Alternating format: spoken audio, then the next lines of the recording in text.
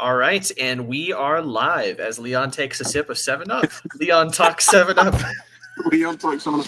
Oh no, my camera fell. This is an amazing start. I'm surprised you didn't comment on my username. Oh, I am. We're not talking I Am Sam today, Leon. We're not talking I Am Sam. I was excited. All right, hey everybody, welcome back to Horse 2 Cinema, and today we're doing a video that I did last year, and I'm super excited to be doing again this year. I had Leon on the channel at the very end of 2023 to count down basically the top 10 first-time watches of the year. So these are films that we saw for the first time in the calendar year of this year. It's going to be 2024.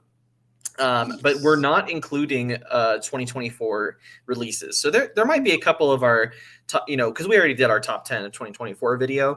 There might be a couple on there that could be like overlap that maybe could make our overall list. But we're just going to exclude those so that we can talk about as many older films as possible. Yeah. So, I've been looking forward to this quite a bit.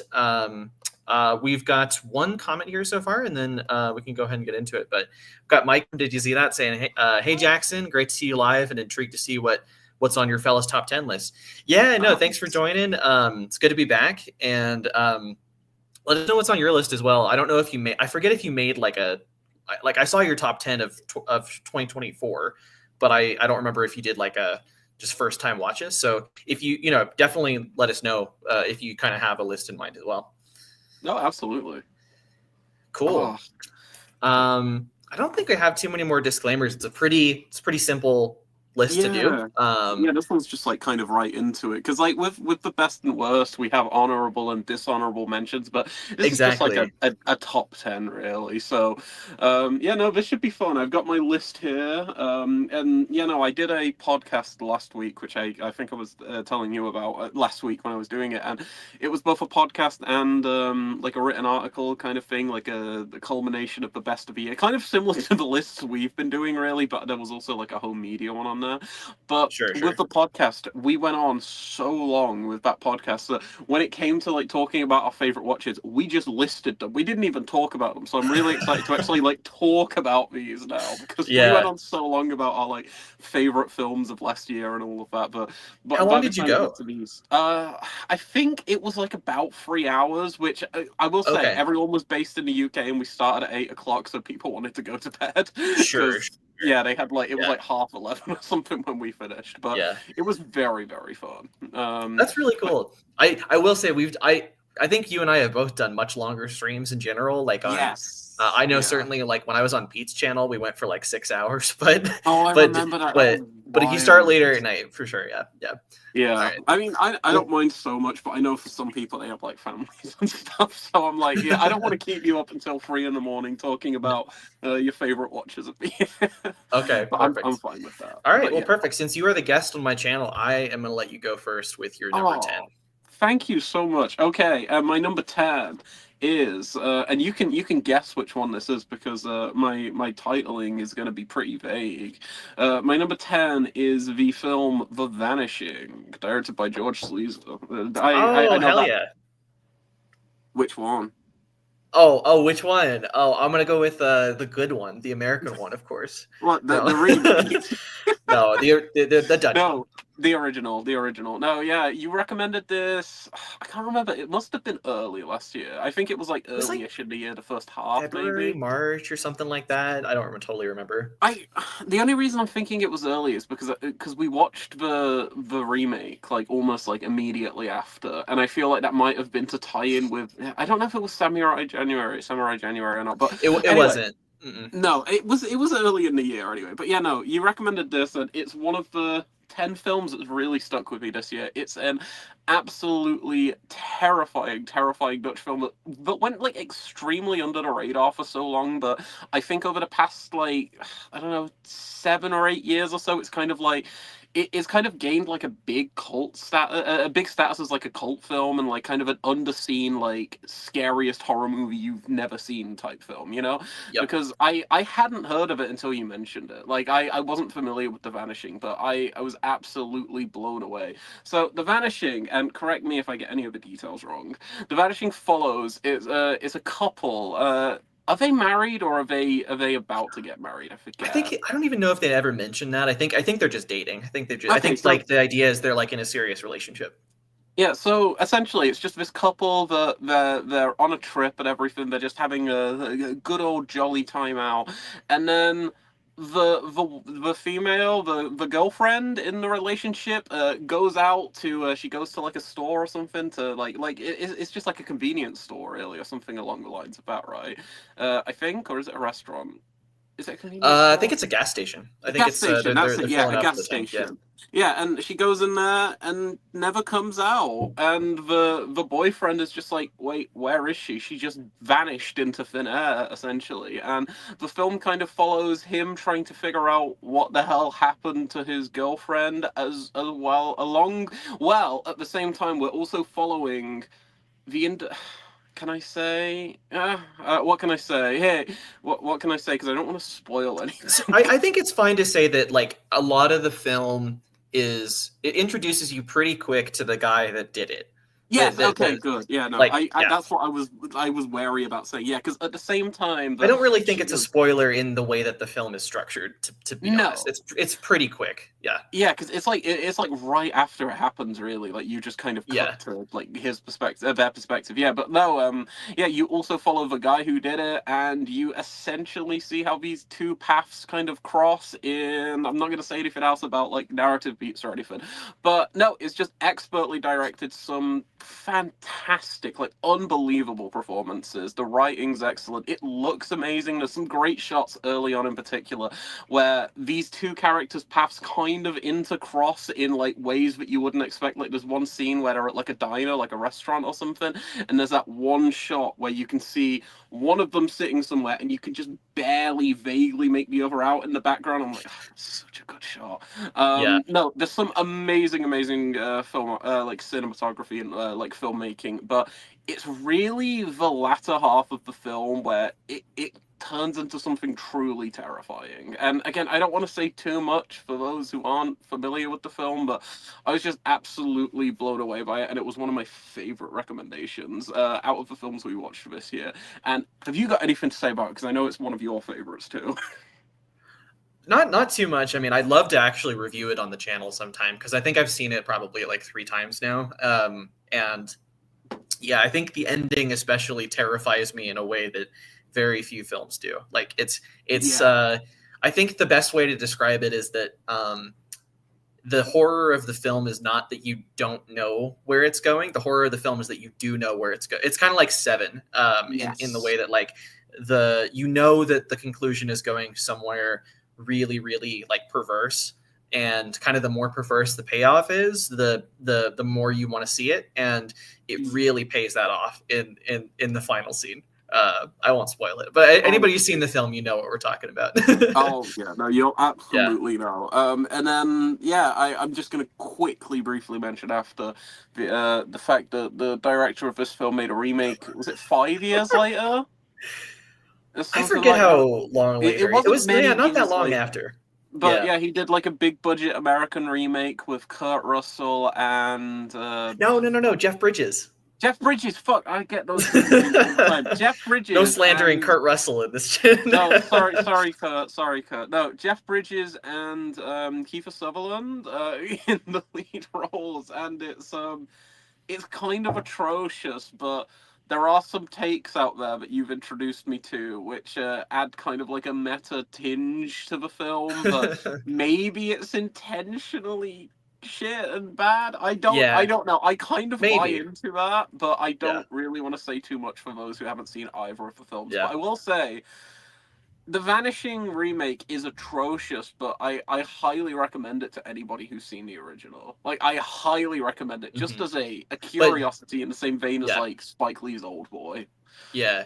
But if you haven't seen the original, don't watch it, because not only is it terrible in its own right, but to kind of get into the meta stuff that we're kind of referencing but not saying too much about, you really need to have seen the original first. Yes. So yeah. But good, really good pick though. Thank you. Yeah, no, great film. What's your number 10? Awesome. Before I do that, just got a few comments from Mike here that we'll go into, and then I'll do that. So Mike says 2 movies on his list: Gladiator and Talladega Nights. Both movies that I kind of grew up with to an extent. I think I've only seen Gladiator the once. I enjoy it. I don't love it, but I need to see it again. I didn't get around to seeing the sequel, but and then Talladega Nights. That's a fun one. That's a really fun one. No, Talladega Nights is fun.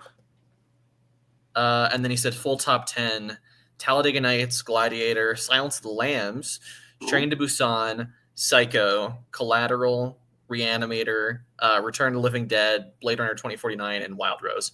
Some great movies on there. I really love the shout out for Return of the Living Dead. That's such a fun, like... I need to revisit that because I haven't seen it since I was a kid. So it'd almost be like watching it for the first time again.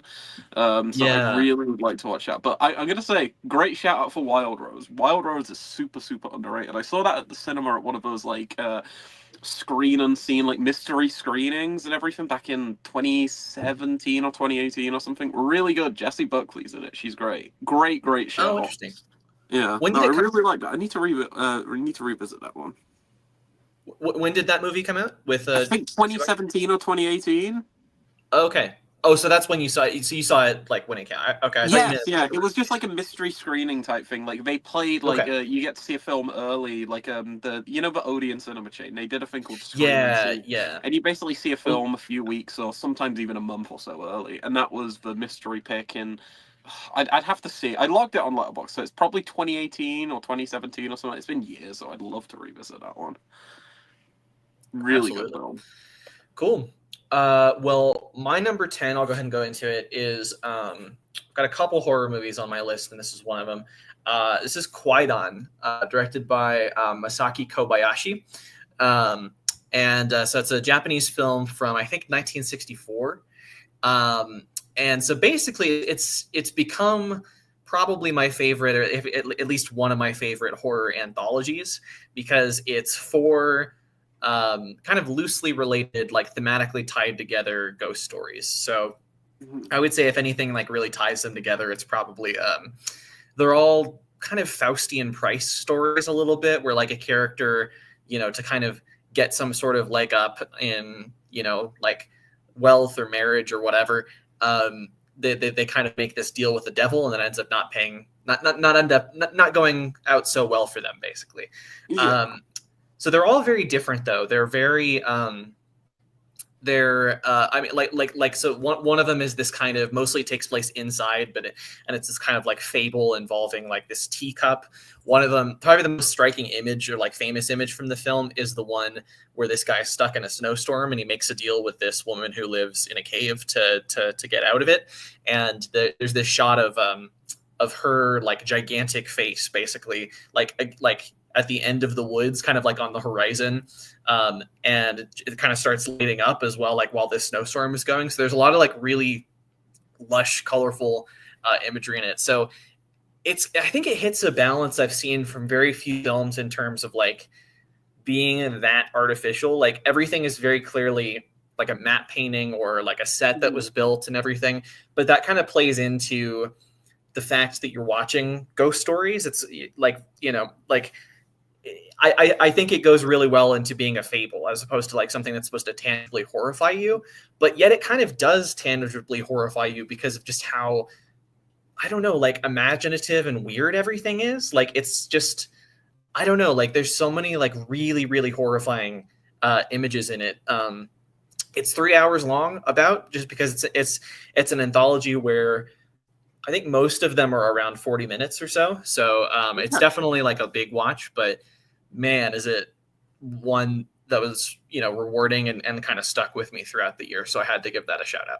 No, that's a great pick. I really, really want to see Kwaidan. That's like one of my big kind of blind watches. Maybe I'll try and get around to it this year. I should have put it on my my list of 100 films I want to see before the end of the year. Because no, I've wanted to see this one for a long time. So yeah, no, that's a great pick, and I'm really really excited to check out. You recommend it at some point if you want, like on call. Sure, yeah. I mean, it's a big one to just like recommend on call because we always like chat on call as well, and it's 3 hours long, so it's tough. But we did do like Beau is Afraid and some other stuff. So yeah, we did do Beau is Afraid. Strangely enough, I actually think Qui-Gon is kind of an influence on Beau is Afraid, specifically the forest sequence. I think Aster might have even cited it in his Criterion Closet video. Oh, that's great. That's great. Okay, yeah. You've sold me even more now. Quick comment from Mike. He says, I agree. Yeah, Return of the Living Dead's a blast. Also, Leon, you legend. Wild Rose, what an underrated performance by Jesse Buckley. Oh, it's so good. Not even really heard of this, to be honest. I really need to add that to the list. It really, really flew under the radar. Like, nobody... Well, I don't want to say nobody saw it, but, like, at the cinema, I don't even think it got, like, a wide release. And I think it was just, like, dumped to, like, streaming in America or something. It did not have, like, a high-profile release, but it's so good. It's so good. Mike, you've got me wanting to rewatch it now. Hell yeah. Is it a British movie? Yes. Okay. Yeah. Maybe that's why I haven't heard of it. Yeah. 2017. I want to say 2017. I might be wrong. Okay. But really good film. Awesome. Well, number 9 for you whenever you're ready, my friend. My number 9 is Babe, the Pig movie. Written and produced and almost directed, but not quite, by the legendary George Miller. So the background for why Babe, is on this list and why I hadn't seen Babe already. It was purely down to the fact that... Furiosa was coming out, and me and Brady wanted to go through some George Miller adjacent projects, and we were going to check out the sequel, Babe, Pig in the City, one of Roger Ebert's favorite films. And we didn't end up getting to that, but we watched Babe and we watched The Road Warrior, and I think The Road Warrior is great, but I was more blown away by Babe, honestly, which sounds like nuts, but I don't know. I thought it was a really, really excellent family film, and a lot of the time, like, family films, sometimes they can really work, sometimes they can work their wonders. Like, most of the time, when you think of family films, you think of the big, like, Disney, like, the Pixar, like, animation stuff. So, watching just, like, kind of a more traditional family film from, like, the 90s, I was like...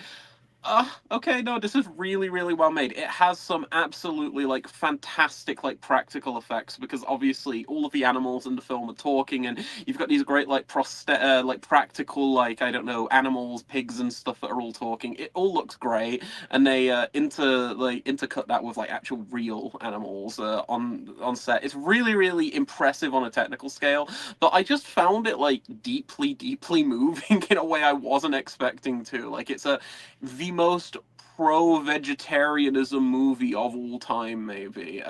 Humanizing these animals in a way that I don't know. We've had films do that in the past. Like another film on my list also does similar things, but I won't get into that one yet.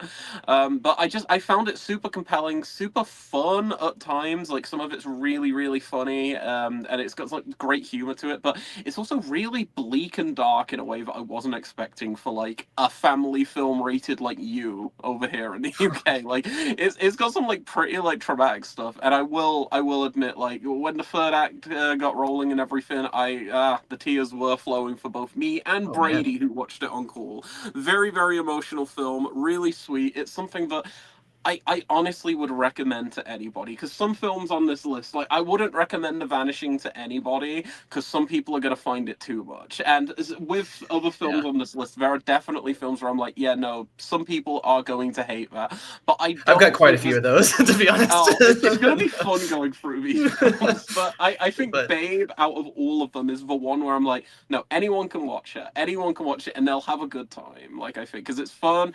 It's, I don't know, it's fun. It's got great social commentary. I didn't use the smart social commentary tag for this one, but on Letterboxd I used the actual smart social commentary. But, you know, I thought it was great, excellent, really, really heartwarming, and it just has me so excited to check out the sequel, because I've heard the sequel is the most insane gonzo thing George Miller has ever made, and, like, without any irony. Like, I've heard people say it's, like, insane and incredible, so I'm very excited to check out the sequel. But no, I loved Babe. It's great. I just wanted to put a normal film on one of these lists for once before I start going into the crazy shit. So, yeah, no, Babe, great movie. God, I don't know if I remember to do that. I mean, there's a couple movies on my list you could like qualify as normal, but they also have some kind of extreme stuff in them to an extent. Anyway, we'll get to it. But that's a great shout though. That's a great. I need to check it. I actually have seen it when I was a kid. I did watch the first one. I don't remember it like at all. Like it's probably one of those films I just like 3-star just because I have no idea what I would like. Just have very little memory of it. But I should rewatch. Yeah. You and Renee watch it at some point. Honestly, it's such a great film to just watch with someone. Like, honestly, it's kind of like a cozy blanket until it gets really miserable and down. But like, it's good. It's good. It's great. Okay. Great pick, man. What's your number 9? Yeah. So my number 9 is Umbrellas of Cherbourg. I hope I'm pronouncing that right. This is a musical, and it's very quickly become like one of my favorite musicals, like maybe top like 3, 2, maybe. Okay. It's so good. So it's French. It's directed by Jacques Demy, but he, I think he worked with quite a few American actors throughout his career. I don't remember if there's any in this film, but because it is mainly in French. So yeah. But basically, it's a pretty simple romance about this young couple, one of which I think he works in like an auto shop, and she like works I think in an umbrella store basically, and they're young, they're kind of poor, and they're trying to get married, and I think they're both like 18 in the film or something like that, so they're very young, but it's like the 1950s or whatever. So but then he gets drafted, he gets called off to war, and there's this like really great like kind of goodbye sequence that they have, and the rest of the film is just kind of about how life just happens, and especially the way that like romances that life can just sort of affect relationships, and so basically like they go their separate ways for a long time, and they both end up seeing other people and ending up with other people,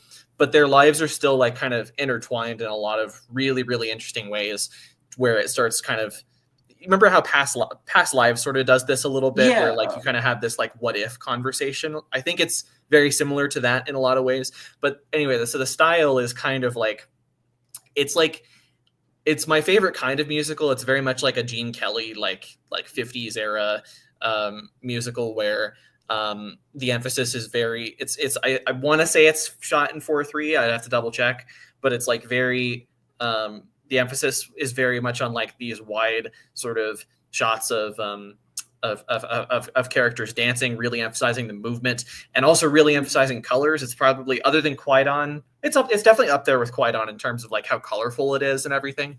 But the music style itself was something that I definitely had to get used to, because and it's crazy that I'm about to compare it to this, but Emilia Perez is definitely inspired by Umbrellas of Cherbourg a little bit, because I forget what you call it. It's like a speak musical. Characters are basically singing just kind of normal dialogue, like mundane dialogue in a way. And I think that this could get really, some people the style just doesn't work for. I think to pull it off, you need really, really gifted performers, which Catherine Deneuve is, and the rest of the cast are. Like they have amazing voices to kind of make this more mundane dialogue work. And I also just think the style contrasts the kind of mundane nature of the dialogue really well. Like, yes, it is kind of normal everyday life, but it's so like fantastical, like what you're actually seeing as well.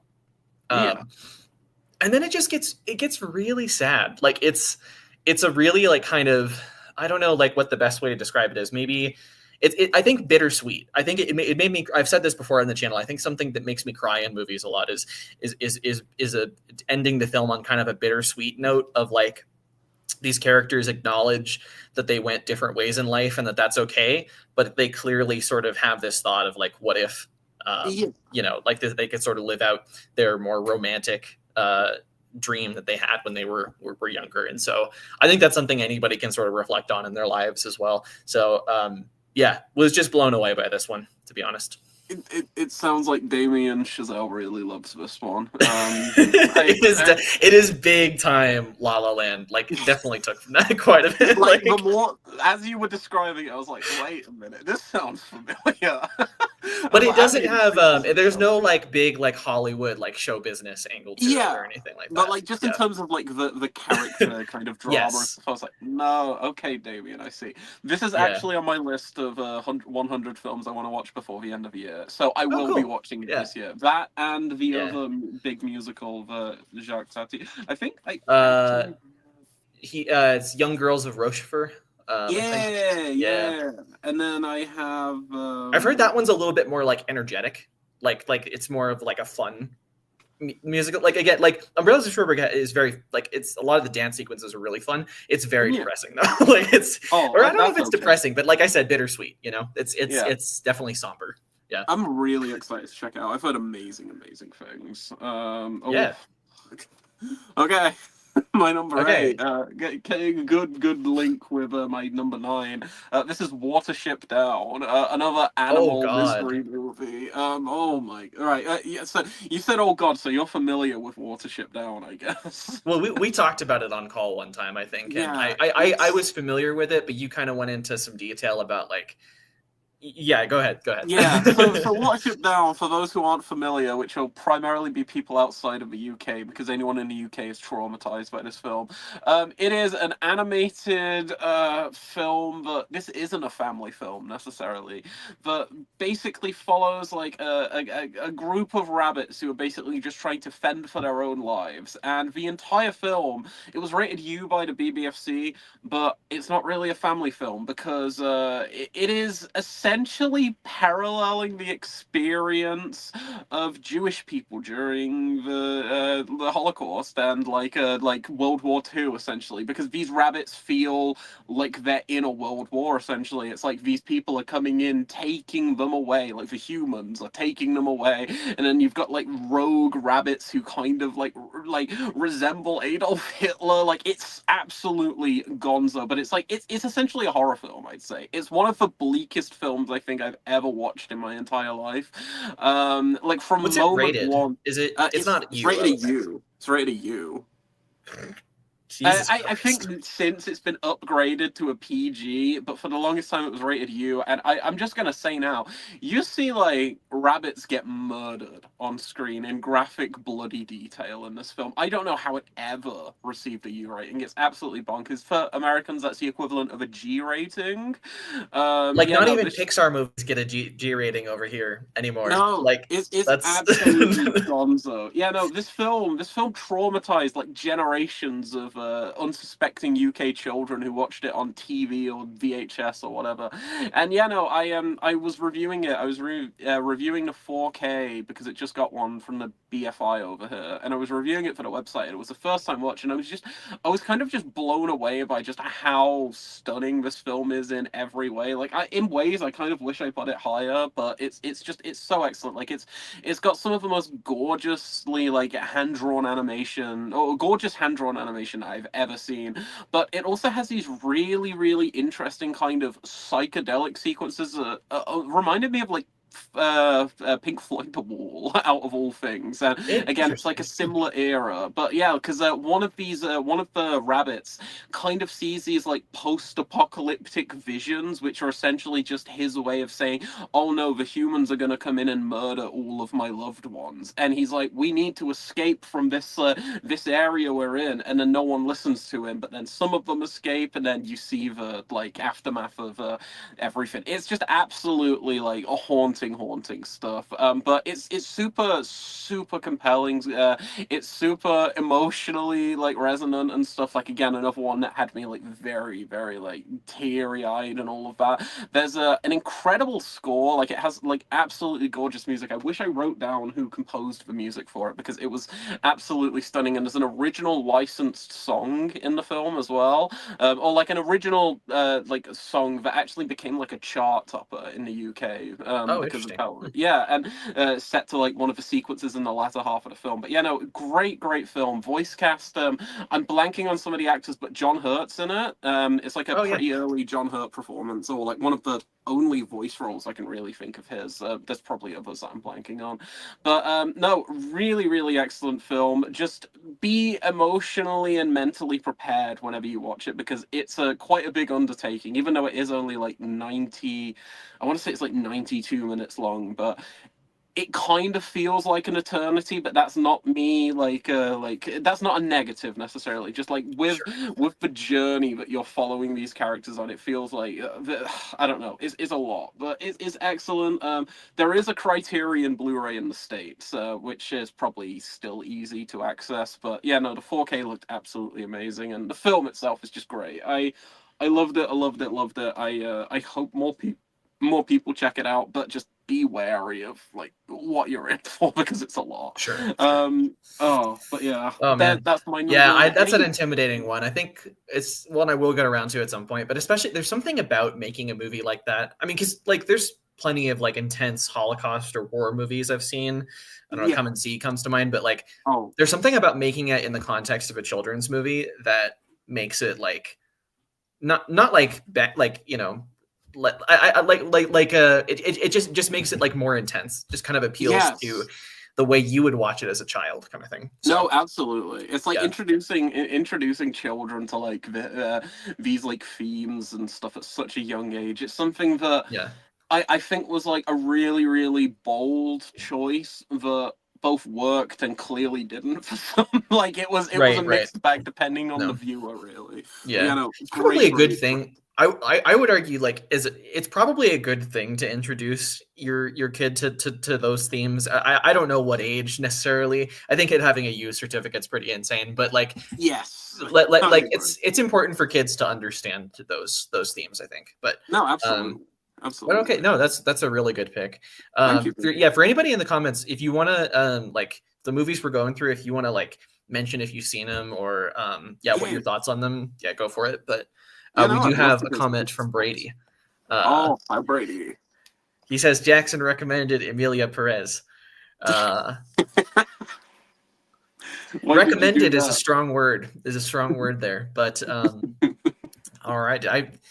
Let us know your thoughts on that, and maybe it'll be coming up on our list. Maybe it'll be one of the best first time watches, even though it came out this year and we hated it. But okay.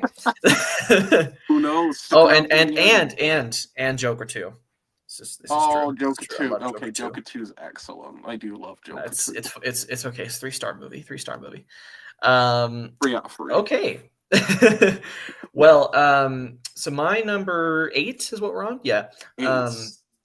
Is a film called Weekend, not the Jean-Luc Godard one. I've not seen that one. I don't really know much about it, to be honest. All I know is I don't really love Godard that much. But this is by Andrew Haig, who more recently has made All of Us Strangers with Paul Mescal and Andrew Scott. Is that it? Yes, Andrew Scott. Yeah. And he also made 45 Years with Charlotte Rampling. But yeah, this came out in 2011. It's actually the most recent film on my list, which maybe says something about my list in general. But yes, this is essentially it's a romance between these two guys who meet at a club in London at one point, and they're both kind of at like a crossroads in their lives. I will say there's aspects of the drama that are a little bit like mumblecore, and you can kind of like, okay, I mostly know where this is going, kind of a thing. But so basically over the course of a weekend, they're kind of, they're romantically connecting, they're having sex, but they're also like chatting a lot about like where they are in their lives and kind of where they want to go and how they sort of feel stuck. I think what really makes it work is its authenticity. So it's a mix of professional actors. Like there's I don't know, there's not any like huge stars in it, but there's some actors that have like been in some other like, independent movies that have hit. And then there's a bunch of like first timers in there. I think Andrew Haig is kind of like Sean Baker in that he likes to cast a lot of non-actors, or maybe Mike Lee is another good comparison. And so that blend that they do is really seamless. Like you really can't tell the difference between like who's who. And you just kind of get like, you really just feel like you're watching two regular people like have these kind of deep chats, basically. And I think that I think that. So I think the movie that it was compared a lot to when it was recommended to me was the Before trilogy, especially Before Sunrise, because it's about like characters very early on in their relationship, sort of connecting over a short period of time. But more so than Before Sunrise, I got a lot more like Ozu vibes out of this, because like a lot of the film is kind of edited in this elliptical way where it like skips a lot of the big events that you would like, the sort of tropey moments you would see in a rom-com, like their first conversation and stuff like that, like their sort of meet cute that they have in the club. Like you don't see that. I think they basically like look at each other, and then eventually it just kind of cuts to them going home together, and then they start having these conversations later. So there was a lot I just found really like subversive and, like I said, like authentic about it. But I really just connected. Like I know I said it's kind of mumblecore, and like you can kind of guess where a lot of the drama is going, but man, like I just resonated with it so well. I mean, like for example, one of the characters he just feels very unfulfilled in his career, and he is about to go to I think he's about to go to like Portland in the US for it's a British movie, but he's about to go to like Portland in the US to like explore becoming an artist and stuff like that. And I don't know, I just think anybody who either is in that stage of their life or like remembers that stage of their life really well can just really relate to that. Yeah, it's just a great character movie, to be honest. I think just that authenticity and everything, just that, I think that was really what made me emotionally connect to it. And I will admit, I did cry when I watched it. So we're getting a lot of films that have made us cry on these lists. Yeah. Yeah, no, for sure. Yeah. But yeah, Weekend, Andrew Haigh. I don't know about the Godard one. Who knows if that's any good or not. But Andrew Haig's fantastic. I really need to check out All of Us Strangers now. Oh, yeah. You do. All of Us Strangers is great. I've had Weekend on my list for a while. Like just something I'd want to watch, and it's because of everyone's favorite YMS actually claimed it was like the best gay romance movie he'd ever seen. Until I think it's the best one I've seen too, to be honest. Like I like it a lot better than like Call Me by Your Name. And he said Call Me by Your Name was better after, and I was like, oh, interesting, okay. But no, I really want to see Weekend. I've heard it's great. And again, I've only seen one Andrew Haigh film, but All of Us Strangers is excellent, like absolutely great. So, and this sounds even more kind of a little more up my alley, honestly, because All of Us Strangers is great, but there are a few moments that I did feel a bit they felt a little tropey, and from what you're saying, this kind of cuts out all of that, like like the meet cute and all of that stuff, and it kind of just focuses on I don't know, the actual the meaty part of their relationship and like the conversations and all that, and that just sounds like a little bit more up my alley personally. But I did think All of Us Strangers was great. So that's a great pick. I really need to see that. What is my next one? No, it's kind of I'm surprised it's the most recent film on my list because it's like 2011. But my most recent is I think my most recent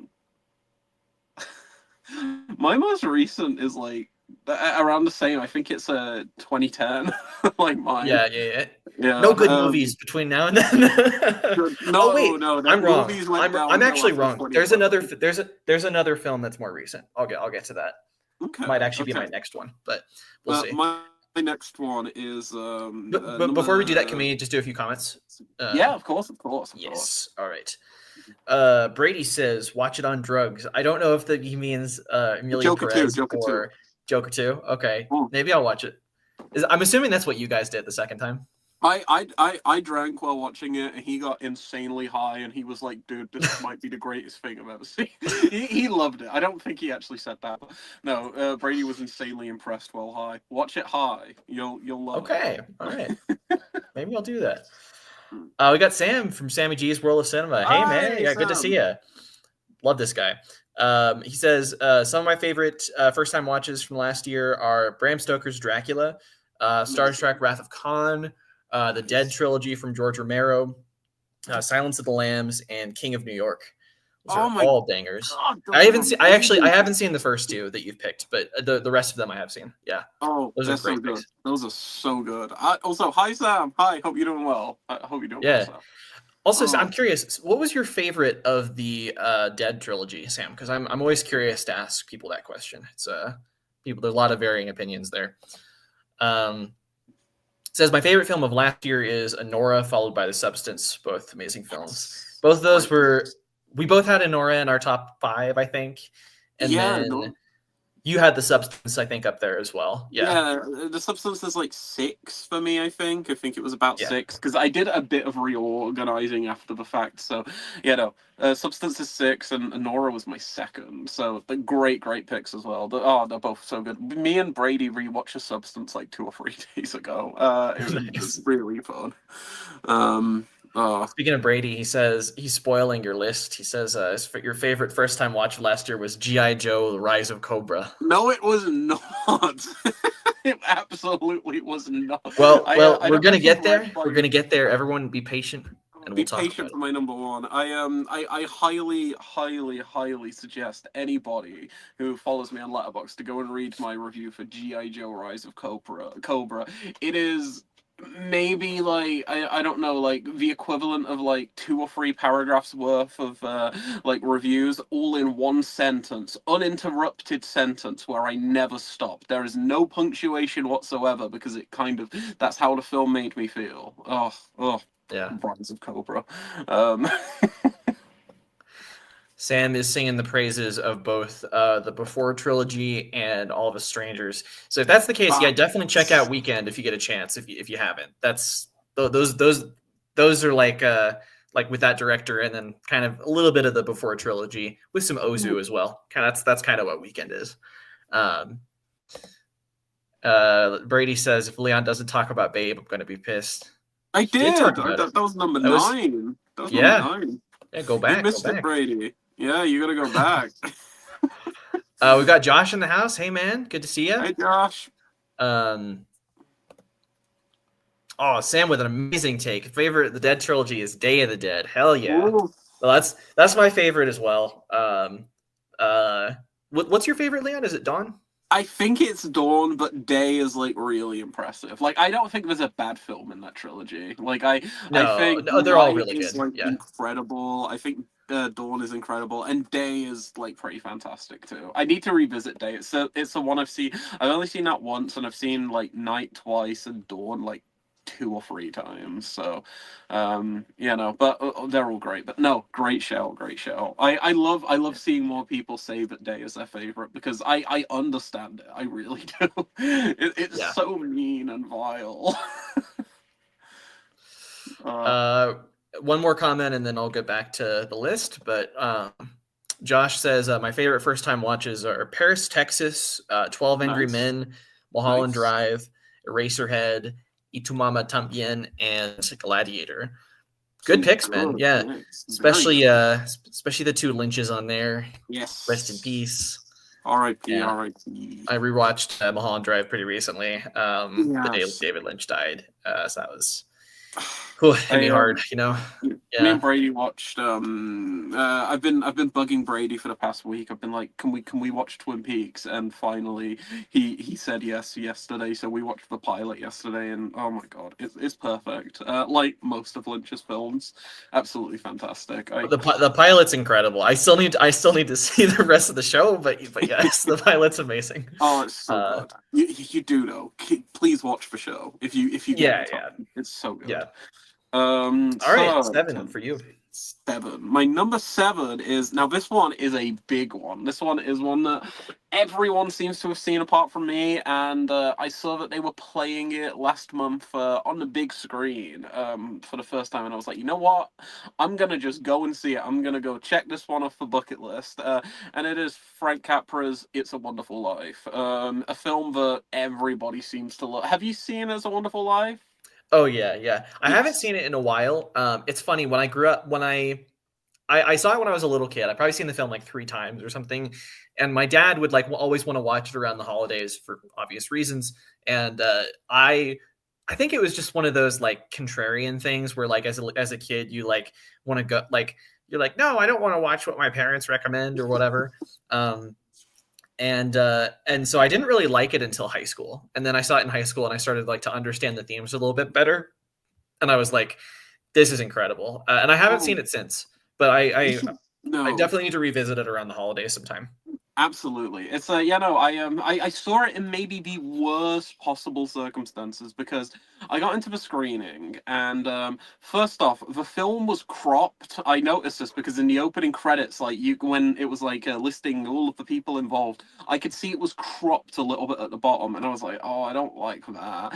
And it was also pillar boxed where it's like just like a little rectangle in the middle of a screen. They didn't even zoom it in, so it was like the weirdest projection I've ever seen at a cinema. And in many ways, that should have I should have been like, oh no, if I didn't like this film, maybe it's just down to the circumstances I was watching it in. But I fell in love with it despite having like a really shitty theatrical experience with this film. I was like, no, this is fantastic. Yeah, no, I can't believe it took me this long to watch this one. It's one of those that everybody always talks about, and I'm like, oh, am I gonna like it? Because I'm not really a big Christmas film guy. Like, there are some classics that I really do love.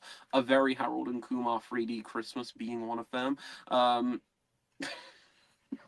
No, there are some like genuine Christmas classics that I do like, but no, I was just absolutely blown away. I will say the one thing that had me interested was Jimmy Stewart. I've loved every single thing I've seen that man in. Like, he's amazing in Rope, he's amazing in Rear Window, he's amazing in Vertigo. Like, he's just like one of the best actors of all time based on like the few films I've seen from him. Like, he's always like he's one of those like classic actors who I'm like, I understand, I see the vision with this guy. And no, he's absolutely great. And I love that even though the film's, how long's the film? Like 2 hours 15 minutes, 2 hours 20 maybe. It's like, it's a pretty lengthy film for something made in like the 40s.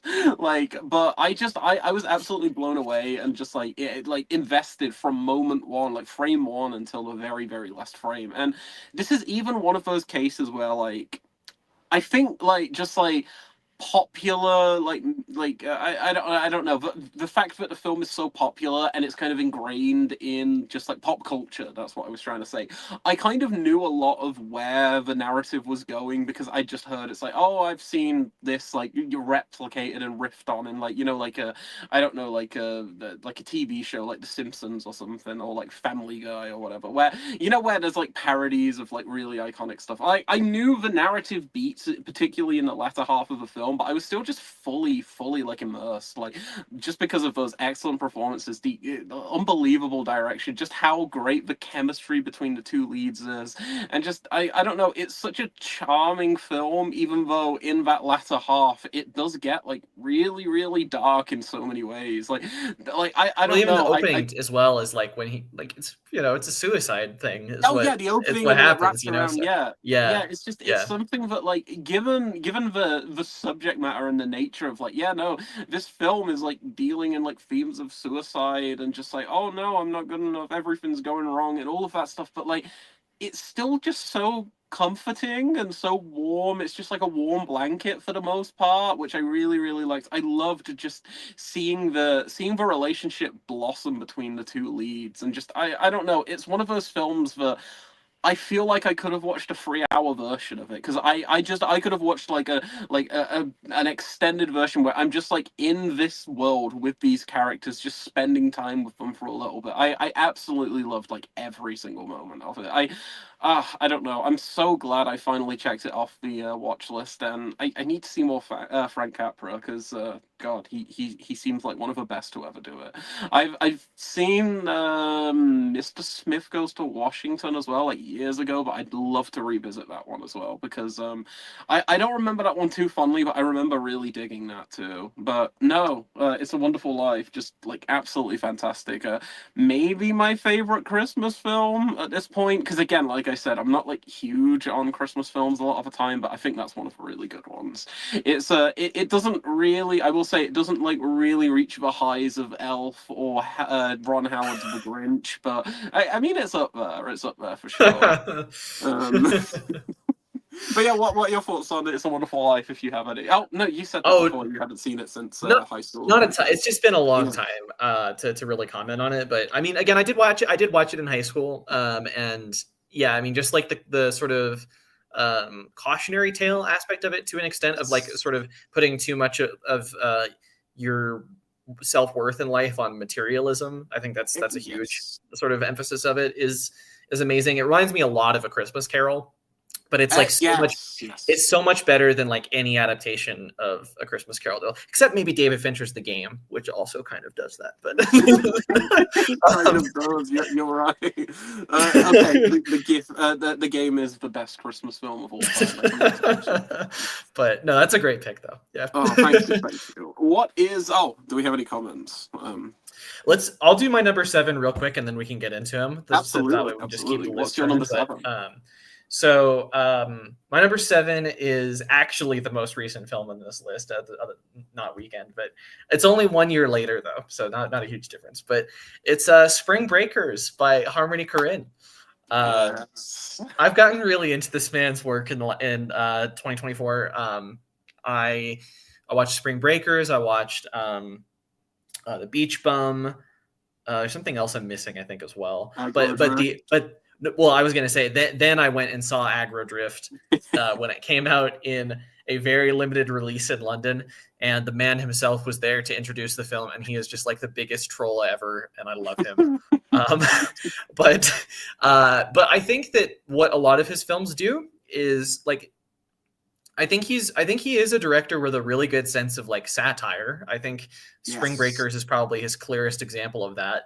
But I think the big like, I think it would maybe be like, I think he gets called pretentious sometimes. I think it would be pretentious if he like kind of approached like a satire of like these vapid, sort of American spring breaker teens with just like no empathy whatsoever. And like, just sort of like, oh, aren't these people so stupid and vapid, and that's it. But I think what's really key about this movie is that like, it doesn't do that. It really has a lot of like empathy and identification with these characters. It's like, yes, to an extent, like they're the pop culture that they're obsessed with, and like the vanity and the wealth and all this stuff that they really like worship and like want to capture over this like spring break, week in Florida. It is vapid, but I mean, that's their pop culture. That's sort of what's been co-opted to them by like rich, powerful institutions, and just sort of sold back to them as something to consume. Yeah. So it's not their fault. It's I think that's really key to what makes it work. It is that sort of identification with characters. I think the last scene of the movie where they're sort of like run off and they're shooting those people and stuff is actually like really sad in a way. Like the music, like the score is kind of like emphasizing like how it feels weird to say this. I mean, the film literally is a film noir. Like it's about characters wrapped up in systems of power that they don't understand, off on this sort of like crime adventure sort of thing. And yeah, the ending I think is dark in a way that a film noir is dark. But beyond that, like the satirical stuff, I think it's also just a really fun movie. I love the Skrillex score. It's really fun. I love James Franco in it. Like he is just like one of the scariest, like, but also really funny, sort of like characters that's been portrayed in like the 2010s. Alien. I love that scene where he's just like, look at my shit, spring break forever. I never thought James Franco as a character called Alien would give one of the best performances of the decade, but he probably does, honestly. Yeah. Easily his best performance. I don't know. Easily. Yeah. Easily. Yeah. Like he's been fine in some other stuff, but I kind of like him as Tommy Wiseau in The Disaster Artist, even if I don't love the film. Like that I don't know. Like I've never seen him like disappear into another character so much as he does in Spring Breakers. So yeah, the way I kind of describe the film in my review is that like it is like it's like the satirical version of like, oh, you say like it's the most American movie ever made or whatever. It's just wallowing in this excess and everything. But it also kind of feels like designed to make fun of people who would say that, because again, like it has so much empathy for these teens who that this is their pop culture. And I think you get shades of this kind of stuff in Harmony Korine's other work. You get a little bit of it in Aggro Drift with kind of the AI and video game stuff, but I don't think it's anywhere near as like fleshed out and tied to like very simple genre conventions, like I mentioned, film noir, crime movies, as it is in Spring Breakers. So definitely his best film, and I want to check out so much more from this guy. It's great. You need to see Gummo. You really need to see Gummo. That one's amazing. Yeah, Brady's been recommending it for a while, so I definitely will. Yeah. Yes, but no, Spring Breakers, amazing pick. Absolutely love it. I rewatched that a couple of months back. I was going through a little Harmony binge. I watched that and Gummo and Aggro Drift. I rewatched Aggro Drift in like the space of like a week or something. And no, he's one of the most interesting filmmakers, or just artists, I want to say, working right now. And I hope he never stops making films. And from the sounds of things, he's not. His Baby Invasion film sounds absolutely gonzo. For those of you who don't know, it's a film that's like you're following like robbers who wear baby masks, but it's in first person like a video game as they're like robbing people. And he was he introduced a film festival last year, and he was going on. He was with like Gaspar Noé, and he was talking about the film before it premiered, and he was saying that Baby Invasion is going to be a base layer film, and what's going to happen is when Baby Invasion releases to the public, you're going to be able to watch it, and there are going to be like QR codes in the film where you can scan them, and then you pause Baby Invasion and you see the sub-layer films, and there's going to be films inside of the film. So it's not even like a narrative feature. He wants you to like dive in like a metaverse thing. He's a nutcase. I love him. He's putting films inside of his films. He doesn't even want you to watch the films he's making anymore. I don't know. He's completely embraced AI. Like everybody else is like sort of either like completely denouncing AI or like sneakily using it, like like the Brutalist style or other things. But Harmony Korine is like full out embracing it to make projects that are like uniquely him, which I find really fascinating. I find it fascinating too, because like anybody who knows me knows I have a very, very, very strong like at least like generative AI stance when it comes to like film or media. I just don't think it should be in like I just don't think it should be used in like film or like art. But with Aggro Drift, like you were saying, it kind of exists to serve the point and the themes of the film and like what the film's going for. I don't know if the same will be said for like future endeavors of Edgelord, his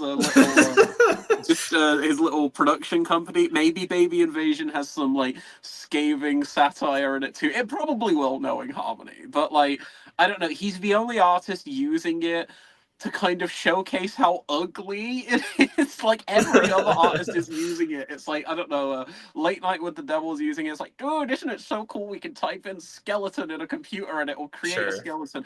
But then Aggro Drift is just like, look at how garish and ugly this is. And it won't let you look away because it's in almost every single frame. So like, I think, like you said, he's embracing it unlike anyone else, but he's also using it in ways no one else is using it to kind of serve the satire in the film. So no, great pick with like String Breakers and I'm not sure too many people would agree that Aggro Drift has themes, but but to the extent it does, a little bit, but no, yes.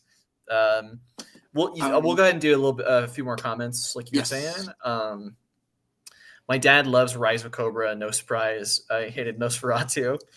It's an interesting take. All right. What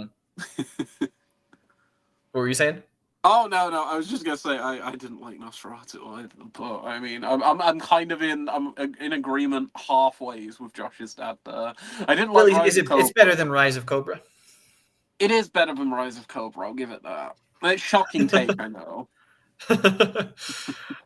Brady says, I think my favorite film experience 2024 was watching the Garbage Pail Kids movie with Leon and my roommate. That is a disgusting movie. It's so disgusting. I have no idea what people were thinking with that one. It's never left my mind. I'll give it that. It's an unforgettable viewing experience. Sammy G says, same to you, Brady. Hope you're doing well. This is when they were talking. Cool. He says, Tyneside Cinema are doing a devoted David Lynch season. Gonna try and see a few of his films at the cinema. Only film I haven't seen of his is Dune. Favorite Lynch is Blue Velvet. Okay, cool. That's a great pick. Yeah. Yeah, no, Dune, I'm not a really big Dune head either, but I'm also just not huge on that story as it is anyway. So okay. I think his adaptation is very unique and very interesting, given like the studio interference and everything. It's something I've watched a handful of times. It's never really clicked for me, but maybe one day it will. And I, at the very least, I appreciate it, even if I'm not like really a huge fan of it. But no, I hope you like it when you get around to watching it, Sam. I really do. And he says they're also showing Mulholland Drive, which he says he's overdue for a rewatch for. Wild at Heart, The Straight Story, and Fire Walk with Me. The Straight Story. Oh, you've seen it. Okay. I was gonna say, if you haven't seen it, that's like one of the most underrated ones, I think. Yes. But because you don't think of it as a David Lynch movie, but it really is in every way. Yeah. And Brady says, I'm gonna say Hellboy: The Golden Army was genuinely one of my favorite first-time watches of last year. Is that the? Or wait, Del Toro did both of them, right? That's the second Del Toro one. Gotcha. I was thinking of Blade, where he only did the second one, I think. Yeah, because he did both of those first two Hellboys. Yeah. I need to get Hellboy pilled. I need to finally, because I haven't seen any of them. Even though the 2019 one's horrible, like it's horrible. No one's defending the 2019 one. All right. Yeah. Sam says he hadn't seen it in a while. Yeah. Bad Lieutenant as well. I'm assuming you mean the Abel Ferrara one, yes. But no, that's like one of my favorite movies at this point. I really want to see the Werner Herzog Port of Call New Orleans, like completely unrelated one. Yeah. Brady says he's still waiting very patiently for me to watch Gummo. Yeah, it was part of that like 12 films from 12 friends in 12 months that I ended up only doing like 2 of. I just sort of forgot about the challenge. There's a few people on the channel who probably like who could be watching this who like suggested something. If that's you, I'm very sorry I didn't get around to it. It's nothing against you personally. Most of them I just didn't get to. So Kolyana Katsu, you need to watch that. Yeah, it's from Leon, exactly. He also says, I love how much of a troll the marketing for Spring Breakers was. The movie got so much exposure from people thinking it would be a dumb party movie. Yes. The funny thing is, I think it kind of still works as a dumb party movie. It's just like there's so much else going on as well. Maybe it's a little bit too slow and arty to be a dumb party movie for some people, but yeah, I don't know. There's a lot of sequences I think that still work as that though. Like again, just like James Franco showing off all of the stuff in his room, or like I don't know. Like there's a lot that I think still works. But anyway,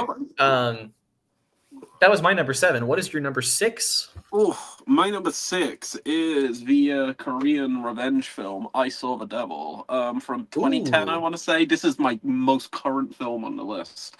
Okay. Yeah, no, this is one that I've always meant to. I always meant to get around to watching, but I was actually watching a stream. I think it was one of Scott's streams, and Nige was on there, and Nige was just like raving about it. He was like, "You've got to watch this," to like everyone in the chat and everyone on stream, and I was like, you know something, I'm gonna actually go and watch this right now. I'm gonna just take the recommendation, give it a shot, because I've been meaning to see I Saw the Devil for so long. And no, I was absolutely like floored by it. It is, I'm not going to say anything narratively about the film, because in a similar vein to something like Old Boy, it's just great kind of seeing this like mystery unravel itself.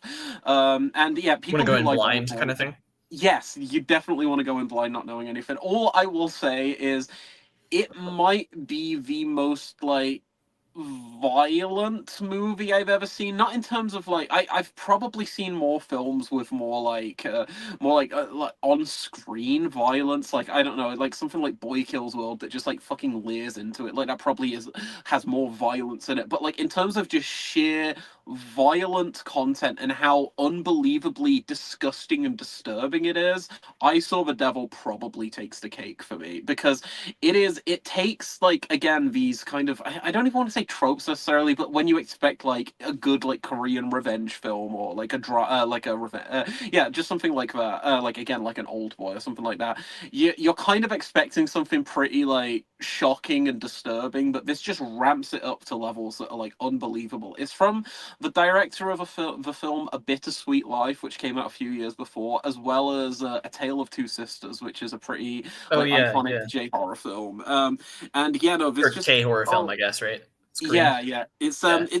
I like A Tale of Two Sisters quite a bit. I think that's a really good film, but this one just like takes the cake for me. Like, it's just so unbelievably bleak, and like throughout like every second of it. Like, I was talking about stuff like Watership Down. This is like that kind of level of just like every single moment of this film. You're like, oh god. And I forget his name, but the lead actor from Old Boy, I hate that I'm forgetting his name, but he's actually in this film, and he is Choi Min Shik. Choi Min-sik. Yes, yes, that's Yeah, it. yeah. And he's in this film, and he plays. I guess I'll say the antagonist of the film. And oh my god, yeah, one of the most disturbing performances I think I've ever seen in my entire fucking life. And I mean, you think of Old Boy and everything, and you think of how like bleak like a lot of that film is, Right. particularly in like the latter half or the latter third of the film. But yeah, no, this just rides that from like moment one, where there's this, from what I'm recalling, there's just this really, really, really horrifying like cold open that lasts for about 5 to 10 minutes before you're just like set into like you're just like thrown into the world of this film. But yeah, no, really, really depraved stuff. I highly recommend it. I think I said in my review it's something I never want to see again in the nicest way possible. But I am kind of eager to revisit it, to at least show somebody, because I'm kind of, maybe I'll recommend that. Maybe that'll be one of my next recommendations when Okay. we watch something. I'm nervous, but Just okay. yeah, it's a lot. It's a lot. But no, I just thought it was absolutely fantastic, and it's one of those films that hasn't really left my mind all year. And I think it's, let me see. Out of the last like three recommendations, this is the one that hasn't made me cry like the others, although it probably should have from its content because it's just so horrible and so upsetting. But yeah, no, this is that's my number 6, and it's yeah, no, Cool. I will say, the last thing I will say about the film, there are two cuts of the film, and I watched the slightly longer version. I don't know how easy that is to access. I believe there's like an Australian Blu-ray with both cuts, but if you can seek out the longer version, that's about, I think it's about 5 to 10 minutes longer. That is what most people consider to be the better version of the film. Is So it just is it kind of like a house that Jack built, in that like the additional stuff is more, it's no, just like the violence, no, or it's there's some more character stuff, and weirdly, here's the interesting thing. So one is like the American cut, and one's the Korean cut, and the American cut actually has a little bit more violence in it than the Korean huh, cut, believe it or not. Like, it layers on interesting. some of the violence a bit longer, but the Korean cut is just like overall like a better film, and it has more character building moments and additional sequences and like alternate takes. It's really, really weird, but I Hmm. think go for the Korean cut if you can. But I Okay. think people tend to like the American cut as well. But yeah, Okay. no, I Saw the Yeah. Devil, a horrifying film. It's not a horror film, but it might as well be, because it's just so, again, horrifying. Yeah. But I've yeah, heard no, I've, that's my I've heard pick. Nige also. I remember we were on stream one time and he was going in about that, like just about how Yes. kind of depraved it was. Yeah. Yeah, that's again that I think it might have been the stream that you were on, actually. I can't remember if it was that, because were you on one of Scott's streams when Nige was talking about it? I think so. I think that was it. Yeah, Yeah. I think that's like, that was the stream that kind of just in there, like, it was like, okay, it pushed me to finally give this a shot. And I was like, yeah, no, I've been talking about watching this for so long, and like the people I know who've seen it just like rave about it. So I was like, yeah, I'm gonna check it out. And no, I highly recommend it to anybody who can stomach it. It's no Babe. I'm not gonna recommend this one to anyone. You've got to be in the It's right Babe mindset. meets or I guess Watership Down is Babe meets I Saw the Devil. It kind of Yeah, yeah, it kind of is. Just because it's got like that horrible, but yeah, we're getting into the depraved side of my list now. Oh no. We're getting there. I thought the last few have Oh been pretty wait. intense, but Uh, okay, we have maybe one more depraved film, and then it's I just normal. Actually, it totally didn't click with me that like you had a couple of those and I had like a couple romance films and like and, like some maybe some oh, different lists, but cool. oh no. At Um, least our lists are so varied in terms of films we're yes. talking about. We have a lot of yeah. There's a lot of interesting stuff. What is your number 6? Yeah, so I realized looking at my list it was pretty like I was happy with kind of how international it was. Like there's only 3 like fully American films on my list. And this is Spring Breakers was one of them. This is another one, and then I've got one very high on the list as well. But this one is The Manchurian Candidate by John Ooh, Frankenheimer, nice. who if anybody who watched the stream last year might remember, also made my list with Seconds, which is just like one of the best sort of like science fiction uh, sort of cautionary tales ever made. I think this is actually kind of in that same vein, but a little bit more straightforward, I would say. So it's a pretty famous movie plot. I would say this is a little bit more well known than Seconds. So basically, like during the Korean War, these American soldiers get captured by the sort of communist allies, and they're you don't really see what happens to them when they're detained, but when they are detained, like they're sort of immediately like the film sort of cuts to when they're. Sorry, my dog was a bit noisy there. But yeah, no, but there's when they get back to their forces and everything, they're kind of they're sort of acting strangely, I guess is the way you can tell something is a little bit off, that something happened when they were detained, and I don't know how much I should really say about it, but it becomes this very like kind of science fiction, but very heavily it's also very much like a political assassination type thriller, or like a Okay. political conspiracy anxiety thriller, much in the vein of something like JFK, but it's a little bit, it's not quite a procedural like JFK is, I would say. Mm. It's and I think it just captures that. It's kind of like the quintessential film for that time period of like you sort of get the like Red Scare like urgency of that these characters are all feeling, but you also kind of see how like the West, especially the United States with the CIA and McCarthyism, is like pretty quietly, maybe not even so quietly, embracing like kind of fascism in a way at home. And my God, it has like such an incredible ending. More subtle, I would say. Second's ending is very like bombastic and like final and everything. Manchurian Candidate has a climax that's like that, but then the actual like ending, like the last scene, kind of like leaves this like ambiguity to the film in a way that makes that climax sort of hit all that much harder. As like, yeah, it's one of those where it's like, yes, technically the bad guys lost, but like, did they? Is there something sort of lingering around here that might sort of doom the main character?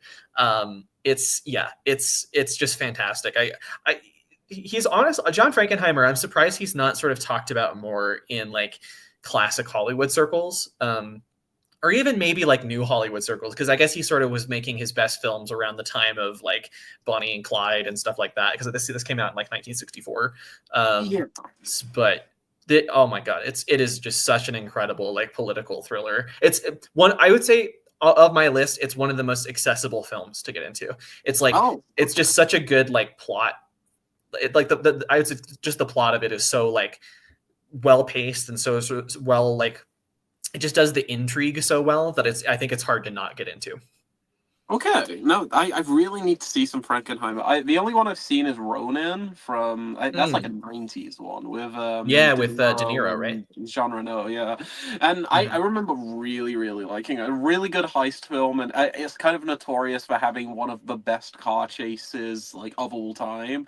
And it's an excellent car chase. I'll give it that. But no, I really need to see Seconds, and I need to see like Manchurian Candidate and some of these like earlier films of his still. Because no, like you said, it's surprising he isn't brought up more in the conversation. But whenever I hear somebody talk about one of his films, they're just raving about it. So it's like it seems like he has he has just so many classics under his belt, which few like notorious Yeah, films can really say. and I think it maybe that he could be one of those directors that who like because of how sort of bleak his films are, at least like those two that I've seen, like maybe Hollywood didn't appreciate him that much at the time. I could be like Manchurian Candidate though. I think has been on like the AFI's top 100 for a long time though. So like at the very least he's had like some recognition for a while. I don't remember if Manchurian Candidate was a hit. I don't think Seconds was, but yeah. No, because didn't Manchurian Candidate get like a remake with Denzel Washington? I It did. totally. I've heard mostly good things about that remake. I mean, to be honest, like again, it's such a good story and Denzel is such a good actor that it would be hard, I think, to make that like a bad movie. I'm trying to remember who's in the original. Let me just look that up real quick because it's a really No. famous actor that I'm just totally blanking on. But he is so good as well. Yeah, the performances are really great across the board. So the main guy in it is it's actually, yeah, it's Frank Sinatra. Yeah, that's I don't know why I Oh, couldn't think of okay. that. But and then also like Angela Lansbury is in it, and she plays like this really like subtly like evil character. There's just kind of there's so much to like in it. It's really well performed, really well written. Yeah. No, no, that sounds like a great pick. I really need to see that. Yeah, Do we have awesome. any comments? Just a few. Yeah, let's do that. So we have Brady saying, "I would happily watch Port of Call New Orleans with you, Jackson." I'm up for it, man. I'm so excited for the lizard scene. The lizard. It's gonna be great. And then he says that description you gave of "I saw the devil." I almost said "I saw the TV glow," but "I saw the devil" reminds me of that weird Korean exclusive director's cut of Thirst. I've heard about this, but I haven't seen Thirst. Do you know about this? I'm aware of it. Yeah, there's like an extended version of the film that was released exclusively in Korea, and it's never been made like available on like home media, like at least like English friendly home media, to my knowledge. Like it's just like there's no subtitled versions, but it's like an extra 15-20 minutes longer or something, and it's got more to do with like the character. It's got more like I don't know, like character based sequences, but I don't think it has as much violence, which is just very interesting. I don't know if that's just a case where like the filmmakers over in Korea, like when they're handling films with kind of like very graphics like content in there, they almost like cut back to like I don't know, like make the impact even more excessive instead of just like lingering on it in like kind of a gratuitous like I don't know, like torture porn kind of way, you know? Because like maybe that's just like feeding into like the American side of things where it's like blood, guts, and gore, and they're like, okay, you can have a bit more over there in America or something. Yeah. I don't know, maybe because like again, these films were like both like late 2000s, early 2010s, so that was still when like the Saw movies were insanely popular. Like Yeah. Hostel was only a couple of years old, and like even now we're seeing like kind of a resurgence with that, with like the Terrifier films and everything. Yep. Americans love their gore. I don't know why. I don't We know do. what. We're a very violent society, to be honest, especially in terms of our media. But yes. All right. What's your number 5? My number 5 is a film directed by the mastermind behind Megalopolis, and that is The Oh. Conversation. It's not Megalopolis, although Megalopolis would have been number 1 if I had my way. No, I'm kidding. No, The Conversation, Francis Ford Coppola film. It's one he made, I believe, right in between The Godfather and The Godfather Part 2. This was just kind of like a more low key film for him, just kind of like I don't want to say passion project necessarily because I think everything around this time for him was just a passion project. But it basically follows like a sound engineer kind of mole-esque person in a similar vein to like Blowout. I think Blowout's a pretty apt comparison. Yeah. Somebody who Well, works it's kind sound. of always lumped into it's almost like an unofficial trilogy with Blow Up, which I think Coppola was kind of commenting on. Yes. And like Blow Up, The Conversation, Blowout is kind of like a trilogy people talk about, even though it's like a thematically like trilogy. But no, it's it follows this guy who's been basically tasked with finding out what was going on during this one like sting operation he's basically set up with, where he's trying to basically piece together this conversation, but it's taking him so much time to like kind of mess with this one with all of the equipment that he's got and like the tapes he's got to kind of decipher what's going on, and he finds himself kind of like wrapped up in this like political mystery of like this like espionage tale almost. Like it's something that's like really, really compelling and similar to like some other films. I don't really want to just like dive into the narrative because I think part of the fun with the conversation is just being invested and finding out like each piece of information as you go along, because I don't want to spoil it for anyone, but no, that's the same thing with the Manchurian Candidate. I was like, part of the joy of the film is just watching this play out. Actually, it kind of sounds like these two would make a good double feature, to be honest. They probably would. They probably would. But Gene Hackman's in it. It's the best I've ever seen Gene Hackman, because I'm so used to Hackman playing these kind of like big bombastic characters, you know, like kind of like larger than life characters, like very vulgar, very scary, but he's just a very like quiet, like kind of like I don't know, just like repressed individual, really. Like he doesn't really open up to anybody, and he's like very closed off intentionally, which really, really works for like his character and the line of work he's in. But the whole like mystery that he's finds himself entangled in is just so compelling, and it's like I've seen the film twice. I watched it twice last year because I actually caught it on the big screen as well, because they were playing it for Megalopolis. It was no, I wish it was for Megalopolis. It was for one of the anniversaries. I forget, it might have been the 50th anniversary. I think it might probably. Have been 74. I think it was 74. I think you're right. Yeah.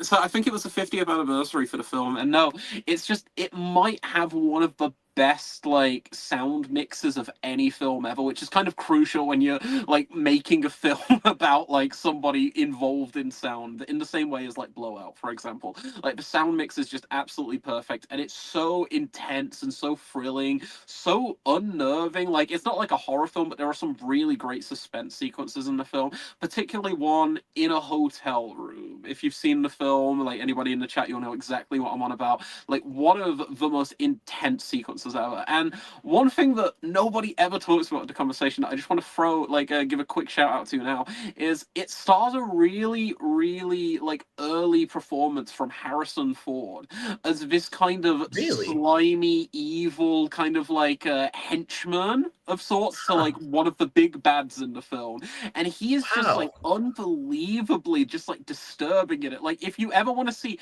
Harrison Ford like unsettle you, like honestly, great performance. Like one of maybe his best, honestly. Like he's not like, well, because it's before he was typecast as like Han Solo or Indiana Jones type. Like he got a lot of those kind of roles later on in his career as well. He's just it's something that really, it feels so out of his like if you watched it now, you'd think that's so out of his wheelhouse, because you know the Harrison Ford archetype for a character, like you know what he usually will do. But no, he's just so good in it. He's so just like unnerving and unsettling, and every time, like both times I've watched it, I'm like, he is like stealing every scene in this, and it just kind of made me imagine a world where he didn't become the big like action star, and I'm like, what would he have been because he's so good in the conversation. Also has one of the best endings I've ever seen. Like the entire ending of that film is just absolutely perfect. It's so thrilling, and my favorite movie from Mr. Francis, outside of Megalopolis, of course. No, I'm kidding. No, I actually think I like it more than Apocalypse Now, and I think Apocalypse Now is fucking fantastic. But The Conversation, amazing, amazing film. Highly recommend it to everyone. And Jackson, you need to see it. It's going to be so up your alley. Like so. I know you pitched it as like Jackson Core. Yeah, for sure. It is total Jackson Core. Like, Oh, but no, that's great. There was something else I wanted to ask about it with. Oh, or at least mention about it. So yeah, I haven't seen the film, but was one of my favorite movie critics on YouTube is Deep Focus Lens, and yes. she has. I've seen her. I haven't seen her review of The Conversation. I forget if she's done one, but when she did one of Blowout, or I think she's referenced The Conversation a couple of times. And what she says about it, and I'm curious what you think, is that more than most other movies, it kind of predicts and really kind of encapsulates the impact of social media on people, because it's not a film about social media, but it's like she says it's kind of like a way about how like people project all of these things that they like assume like onto other people, like without really knowing them, and they form these like parasocial relationships in their mind. Yes, no, exactly. No, I completely agree. There's like a great sequence. I want to say it's about halfway through the film where like Hackman's actually having a conversation with someone that really kind of highlights those themes. No, I completely agree. It's something that it feels so relevant to this day, even though, like you said, it's like it's predating all of I don't know, modern social media and like technology and everything, but it's aged remarkably well in a lot of what it's trying to say. And I think it's by far like I don't know if Francis wrote the film or if it was somebody else who wrote it and he just directed the screenplay, but it's probably the best screenplay I've ever seen him work with. Like I'd say it's probably one of the best screenplays out there. That's saying something, because I wouldn't say necessarily the screenplay to Apocalypse Now is like one of its strengths, but definitely The Godfather I think is an outstanding screenplay. And I need to revisit the Godfather trilogy. Like I really do, because like they were like some of my first Francis Ford Coppola films, and I wasn't huge. I think Godfather 3 is terrible, and I think the other two are okay. But I'm curious now, considering there's very few films of his I've watched outside of like Jack, where I think they're terrible. Megalopolis is messy. It's not great, but like I at least admire that one. It might be in the worse than Jack camp. Actually, probably not that bad. It's not. I don't think it's worse than Jack, but it's no. Jack has Bill Cosby as the voice of reason. That's absolutely the worst film. But no, I don't know. I think it's like the best screenplay he's worked with, and no, it's so good, and it's so baffling. It's not baffling, so interesting to me that he made it right between both of the two Godfather films, which are arguably like the most acclaimed films ever made. And then he made this one that people love, but no one ever brings up in conversation as much as this one, and they really should. There you go. It's great. But yeah, no, that's my number 5. Cool. My number 5 is a film that you introduced me to and that we watched together this year. This is Mishima: A Life in 4 Chapters, directed by Paul Schrader. I'm still pretty underseen on Paul Schrader, to be fair. I still need to watch a lot of, like, I've seen Master Gardener, but I need to go back and watch the other ones of his sort of, what do they call that trilogy? Like I don't know, like the old man, like sort of depressive, like the depressive trilogy, American anxiety. I don't know, but yeah. I don't know if that has an official name, but yeah, no. It before you go on, I'm just gonna say, me and Brady were literally talking about watching either the Card Counter or Master Gardener after this stream, so I'm really glad that you're talking some Schrader. Nice. Yeah, no, Schrader's great. Yeah, no, I think I'd heard a lot about this, especially in the context of like when Oppenheimer came out last year, because it was getting a lot of comparisons of like they're both non-linear biopics, kind of with really bombastic scores, like edited in a certain way to kind of emphasize the feelings of a character. But this is quite different. So I think it's so this is It is both a biopic of Yukio Mishima, who is a Japanese writer who later committed a military style coup attempt. He was basically a part of like Japan's far right, and he believed that like after World War II, Japan was like moving away from its like traditional Japanese values that like the emperor professed, and sort of was like, you know, their mission to conquer all of Asia and sort of spread this ideology. He was, you know, he felt that the Japanese government was wrong for going away from that.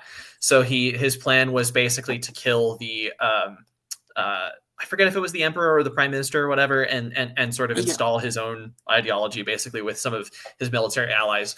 But in addition to that, he was also a writer. He was this very like, I don't know, like surreal kind of like sexual like fiction writer essentially. And so the film is both, you know, literally like a biopic about what he did and his life, but it's also an adaptation of a lot of his stories. I think it's 3 or 4, right? Yeah, I think it's 4 of them. Yeah. You have like Kyoko's house, which is actually one of my favorite sequences in the movie in general. Like a lot of the other films, like towards the top of my list, like Kwai-Dan and Umbrellas of Cherbourg, I would say a lot of the films on my list have like very like they're very artificial. Like they're very conscious about how kind of fake this all looks. So I love the sets. I love kind of how that plays into like the themes of the movie and like the character's life. But really, the thing that stuck with me most about the film is the score by Philip Glass. It's just like very quickly like one of my favorite film scores ever. It's I don't know. I've listened to it so many times, just sort of out of context. I think Kyoko's house is like maybe my favorite track on it, but I also love just sort of the ending. But and it's just so surreal as well. Like the way, like you would imagine like a traditional biopic about like somebody who did this, and it would just be like very sort of like by the details of what happened. But in this, like when he finally commits like the coup attempt and eventually like commits suicide when he fails, basically.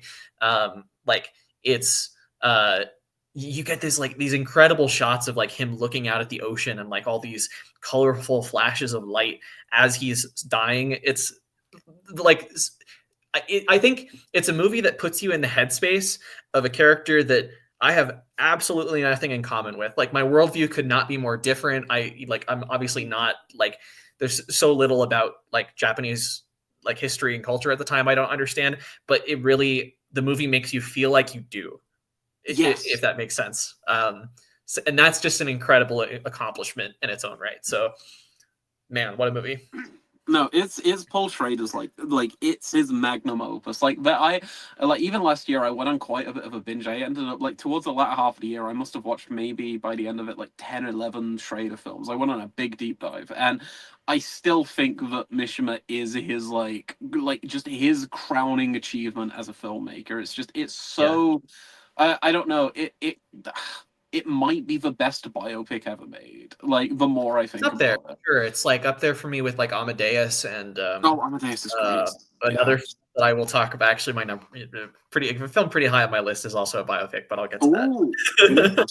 Okay. But I'm so glad to see it made your list. I'm already wanting to rewatch it now. Just like hearing you talk about it, I'm like, oh god, it's so perfect. So I really need to revisit Mishima again. Even though we watched it last year, we watched it together last year. Yeah. I need to buy the Criterion at some point. I love the artwork on the cover as well. So good. One of the best looking Criterion Blu-rays I've ever seen as well, and it's got great supplemental features as well. Like there's like a BBC documentary about Mishima like included. There's some like archive, like you get multiple versions of the film because I think I was telling you this before we watched it, but there are multiple different versions with like different voiceover because like for the American release they wanted to get I'm blanking on his name. Who's the guy from Jaws? The main guy from Jaws? Roy Scheider. Roy Scheider, yes. There's like a version of the film where he dubs over and narrates the film as Mishima for like American audiences because they were like, oh, I don't know if people are gonna like a film that's not in English. Like that, literally. Oh, wow. So, like, there's a version of the film that exists where he is like the inner monologues and like the narration of the film, which is kind of crazy. Interesting, I guess. Yeah, but no, it's a great release. I highly recommend it, especially if you love the film. It's great. Awesome. We got one comment to get to, and then we can do your number 4. Of course. And Brady says, "I'm sorry, but your description of Mishima sounds like the plot of Zoolander." It is way more similar than I would have thought. I watched Zoolander super recently, like this past week, and I loved it. But holy shit, yeah, it actually kind of is a little bit similar. It's also like I don't remember if I mentioned this when I watched it, like. it's kind of like it's almost like the film is asking you to like identify with like a January 6th like kind of like writer or something. But there are like moments that almost feel comical where he's like on the roof shouting and trying to start this coup and just no one's responding to him. He's just like an old man shouting into the air, like hoping that people will agree, and you're just like watching as it's like stone cold silent underneath. Like there are moments that almost feel like, this guy's fucking crazy. Yeah. Oh, he's insane. I mean, like he's a terrible person, like, and all that. Like he has this horrific worldview, borderline genocidal worldview. But again, like he gets like the film really gets you to understand him in like this wonderfully abstract way. But it does. Oh, a great film. And I'm very glad that was your number 5, because my number 4 is a film you recommended and we both watched together, and that is The Cook, the Thief, His Wife and Her Lover, directed by Peter Greenaway, I think. Yeah, Peter Greenaway. You recommended this probably about midway through last year or something, and this one stuck with me. Like, oh my god, it might be one of the most. Again, you were talking earlier about like really like vibrant and colorful films. This film has one of the most like colorful what would you even call it? Like vibrant set designs I've ever seen in a film. Like maybe the most reds I've ever seen in a film. And it's almost directed like a theater, like a theatrical play a little bit. Like the sets, especially like the restaurant and like the alleyways and stuff. Yeah. The way they light them is very similar. No, it's absolutely like it is probably one of the best looking films I've ever seen, and the only downside is the modern masters and like the Blu-ray rips and like the online rips don't really give this film justice. It needs like a new Blu-ray or like a 4K or something, because visually it's so impressive. It stars is it Helen Mirren? Helen Mirren, yeah. Helen Mirren, and I'm forgetting his name, Dumbledore guy. Why am I forgetting his name? Michael Gambon. Michael Gambon, yes. And the film basically chronicles Michael Gambon. Michael Gambon's insane in the film. Oh my god. It chronicles this kind of like failing relationship, and Helen Mirren's in love with another individual, and it's kind of chronicling this very, very strange love triangle of sorts, let's say. Well, Michael Gambon is maybe the most disgusting and revolting character you'll ever see him play. Like genuinely, how would you describe him? Like if you had to like put him into a sentence, because it's hard to really say without. Well, because he's an evil character, like to his core. Like he's a very despicable character, but it's also just like the aesthetic with him. Like he goes, I don't know like what they talked about when they directed him and stuff, but it's like they just told him to like be as disgusting as possible. Like he owns a restaurant and like he chews with his mouth open and all this stuff, and he's like constantly like throwing food all the time all over the table and like bossing people around and yelling. It's just so disgusting. He's one of like the most revolting characters I've seen in a film, and it was just, I think the initial shock of just seeing him when he's such a respected actor and not like it taking like a lot of very kind of like I don't know, I don't want to say wholesome roles necessarily, but like when you see like him in like those Harry Potter films or something, you never think, oh, this is a vile, disgusting person, but then you see him in this and you're like, holy shit. No, genuinely one of my favorite like first time like my favorite performance discoveries from last year, easily. Just kind of like showcasing like what an actor who I was already kind of familiar with, and just showcasing a different side of them entirely. Like it's just incredible. He is fantastic. But the film is just so vibrant, so beautiful, so like shocking, particularly in the latter half. And I wish I could say more about the end of the film because it's so good. But it really shocked me when I first saw it. I was like kind of, my day was affected. And I was like, Jesus. I think about the ending to this film more often than I probably should, because it's it's a lot. If I had to sell anyone on the film, just go into it for the ending. Really, like the ending is so good, but like everything around the film is amazing too. Like the whole dynamic, the relationship, just every single set in the film. Like in terms of like you were talking earlier about how certain films have like an artificiality to them, but it doesn't really matter because that's the intent.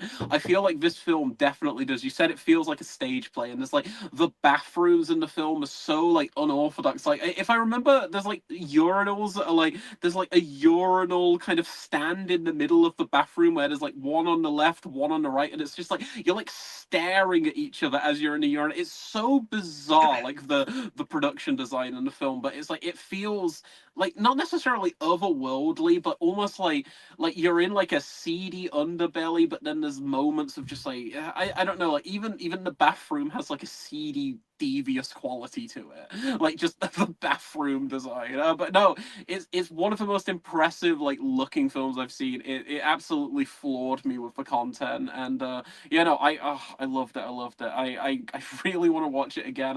I'm hoping that one of these like boutique labels like picks it up so they can like Great. Criterion. It would work so well. It'd be a really good Criterion release, to be honest. Yeah, I mean, I think Peter Greenaway is also like he's acclaimed enough of a British director that like you would think he probably would get one at some point. Yeah, because I need to see some of his other work. Yeah, same. It's the only one I've seen. Yeah, but Leon and I were both in this Discord for a podcast called Sleazoids, and we did. I recommended that they like cover like basically every couple of months they like have their like patrons like recommend something that they could cover on the podcast, and it has to get voted up and polled and everything. But mine did win for March, and it's Eating Raoul and The Cook, the Thief, His Wife, and Her Lover. So if anybody is a fan of Sleazoids, look forward to that episode. That's gonna be so fun. Yeah. No, that's gonna be great. I'm really, really excited to hear that episode. But amazing pick. Thank you for recommending it. And yeah, of course. Top 4. Great film. Awesome. What's your number 4? It is my favorite horror movie of the year that I watched, and that is Jack Clayton's The Innocents. Oh, okay. So this was kind of in the pop culture recently because Robert Eggers cited it as a major influence on Nosferatu. To be perfectly honest, I don't see it. Like, they're not very similar films in how they direct haunted house stuff. I don't know. Maybe I have to go back and watch it. But anyway, this is a pretty classic sort of haunted house narrative. It's about this. It's actually funny enough. When we did our best of 2024 films, like favorite ones that came out this year. So my number 2 for that was The Beast, which is an adaptation of a Henry James novella. The Innocents is also a Henry James short story, I believe. Ooh, so he kind of has a lot of similar themes about like sexual repression and stuff, which I'll get into. But anyway, so it's this governess who goes to work for this rich family who I think the kids are either been orphaned or no, actually, I don't think they're orphaned. I think the mother is dead, and I think the dad is like he's always away on work or something like that. But as soon as she gets to this place, like it's kind of your classic ghost story. Like she starts to see strange apparitions like outside, and like you get like sort of tapping on the window. I love the way they direct like whenever she's sort of exploring these halls, like with like candlelight. There's always like ways that it plays with your expectations about like what could be around the corner and stuff like that, but it's not a bombastic film at all. It's not like how modern films, like you get that, and then there's also this like really, really loud like Blumhouse jump scare as well. Like it's none of that. But I think also the film, in addition to all the great like horror like sequencing in it, it's a really like perverse film so I won't say too much about like the sort of like, Freudian, like sort of sexual repression angle to it. But let's just say this governess, she probably likes kids a little bit too much. Oh, no. And yeah, it's really, really crazy kind of where this goes in like the third act of it. I'm trying to just pull up my review to see if I have any other things to really say about it. But yeah, I think in general, I remember like Mark Kermode, he talked a while back about like how every great ghost story is kind of boils down to this thing where like so somebody this like guy's looking at or this woman's looking out of her window, and the guy's like, what's up, and she says, I saw a ghost, but then he remembers the sequence another time, and it's actually what she said is I am a ghost, and then the third time he remembers that it's you are a ghost. And so the idea of it is kind of like all of this stuff, like it's kind of left ambiguous as to like, is she bringing all this horror into the house? Are the kids bringing this into the house? Is this a real supernatural thing? All of this is sort of blended together in a way that I think works so well and is really like palpably frightening. Other thing about it is that there's one of the creepiest things about it is there's this sort of song, this like melody or like lullaby basically that's played throughout the film. And it is like it is like really, really hard to go to bed after like watching the film, sort of like thinking like with that in your head, you're like, oh shit. Like, so my God, it's one of probably my favorite like gothic horror movie ever, to be honest. Like it's so good. Sounds amazing. I really don't think it's that big of an influence on Nosferatu. I could not see it, to be honest, but maybe. Robert Eggers' bed and his pillow were the biggest influence on Nosferatu. Anyway, this sounds like a substantially more interesting film than Nosferatu. I imagine it's also not 2 hours. And how long is this? Oh, I don't think it's terribly long. It's probably like an hour 40 or something. Let me see. Hour 40 exactly. Actually, that sounds perfect. It doesn't sound like an overlong, self-indulgent mess of. Anyway, my thoughts on Nosferatu. Do we have any comments? Not at the moment. Yes. So if anybody's still watching, let us know what you think about the picks we're mentioning, or just anything else really. But yeah. With that, I mean, you want to go to your number 3? Absolutely. My number 3 is an interesting one because I wouldn't watch this for a very long time, just purely out of ironic spite, because Brady was always like, "Dude, you should watch this." I was like, "No, this is the worst movie ever," and it was kind of an ongoing joke for the longest time, because it is the end of Evangelion, end of Eva. The end of Neon Genesis Evangelion, the end of Evangelion, which is really, really interesting because End of Eva is a sequel / remake to the series. It's like a one and done kind of like anime series, like 20 or so episodes, 26 episodes or something. But the last 2 episodes of that show, when they aired on TV, were insanely kind of controversial for how abstract and like artistic they were. Audiences hated them. They fucking hated the ending to the show.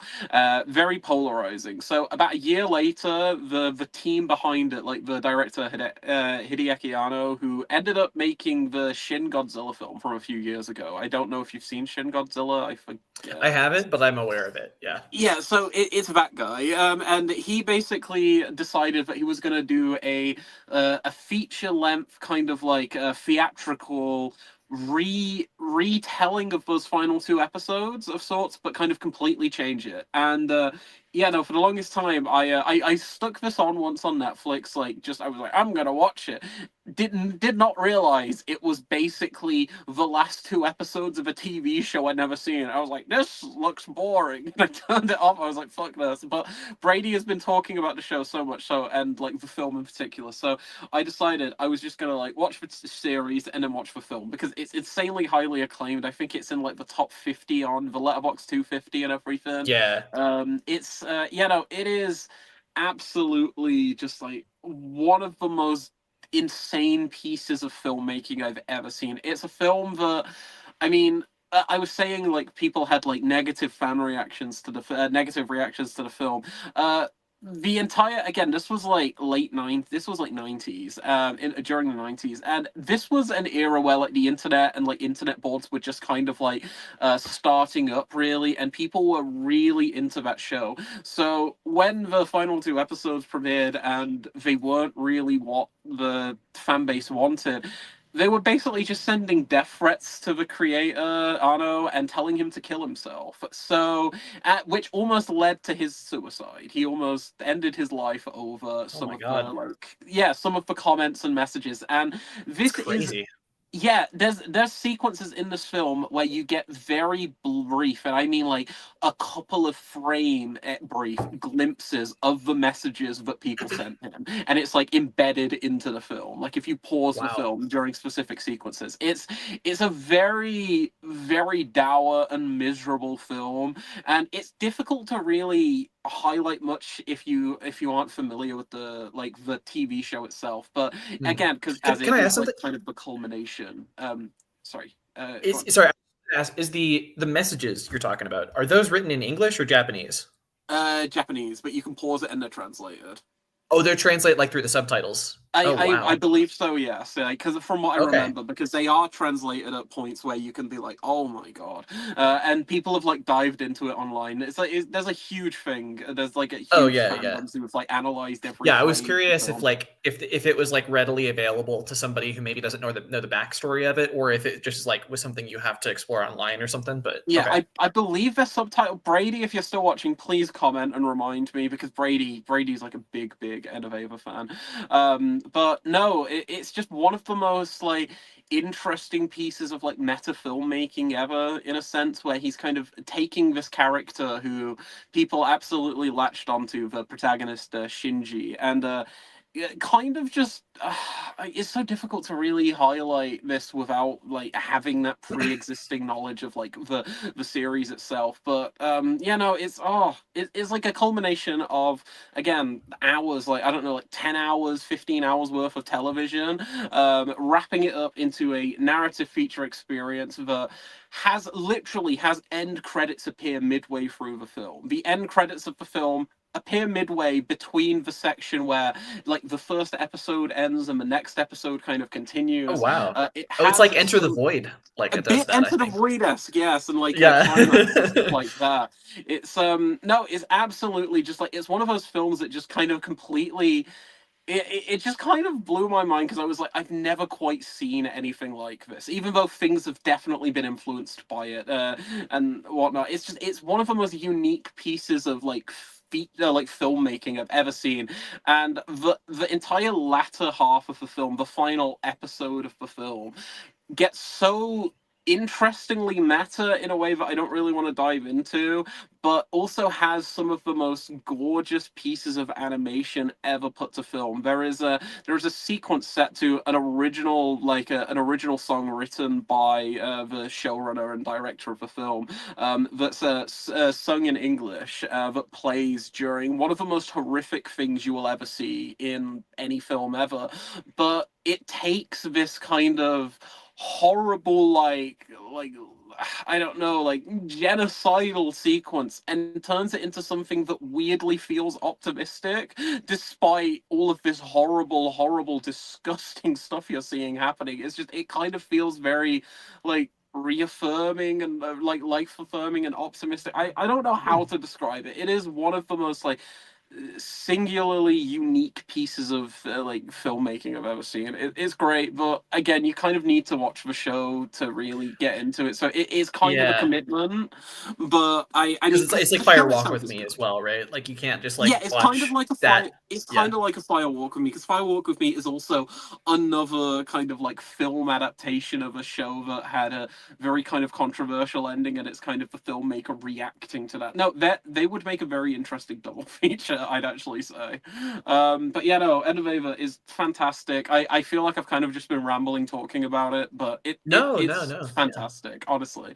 Amazing thing. You should It's a watch great the pick. series if you ever get around to it, because the Okay. episodes are only like 20 or so minutes long, so it probably wouldn't take you too long. It's only one season, but it's worth it just for the film, I'd say. The film is Hell just yeah. incredible.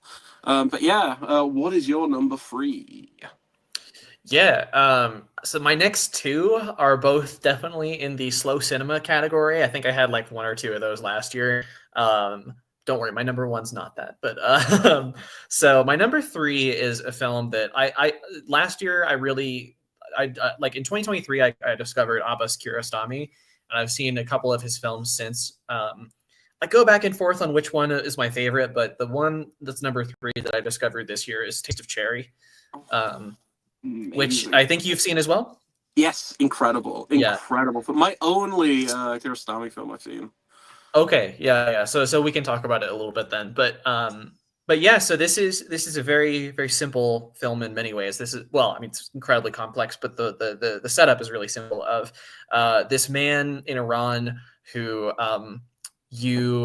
who is kind of like I think you kind of start off the film, you're just following him, and he's kind of inquiring about a service that he's not really specifying to these different people, and then basically people just keep kind of like blowing him off. But then at one point he kind of breaks to the person what the service is, and this person's like, I'm not doing that, because he wants to kill himself, and because of his religious beliefs, he wants somebody to basically bury him after he does that.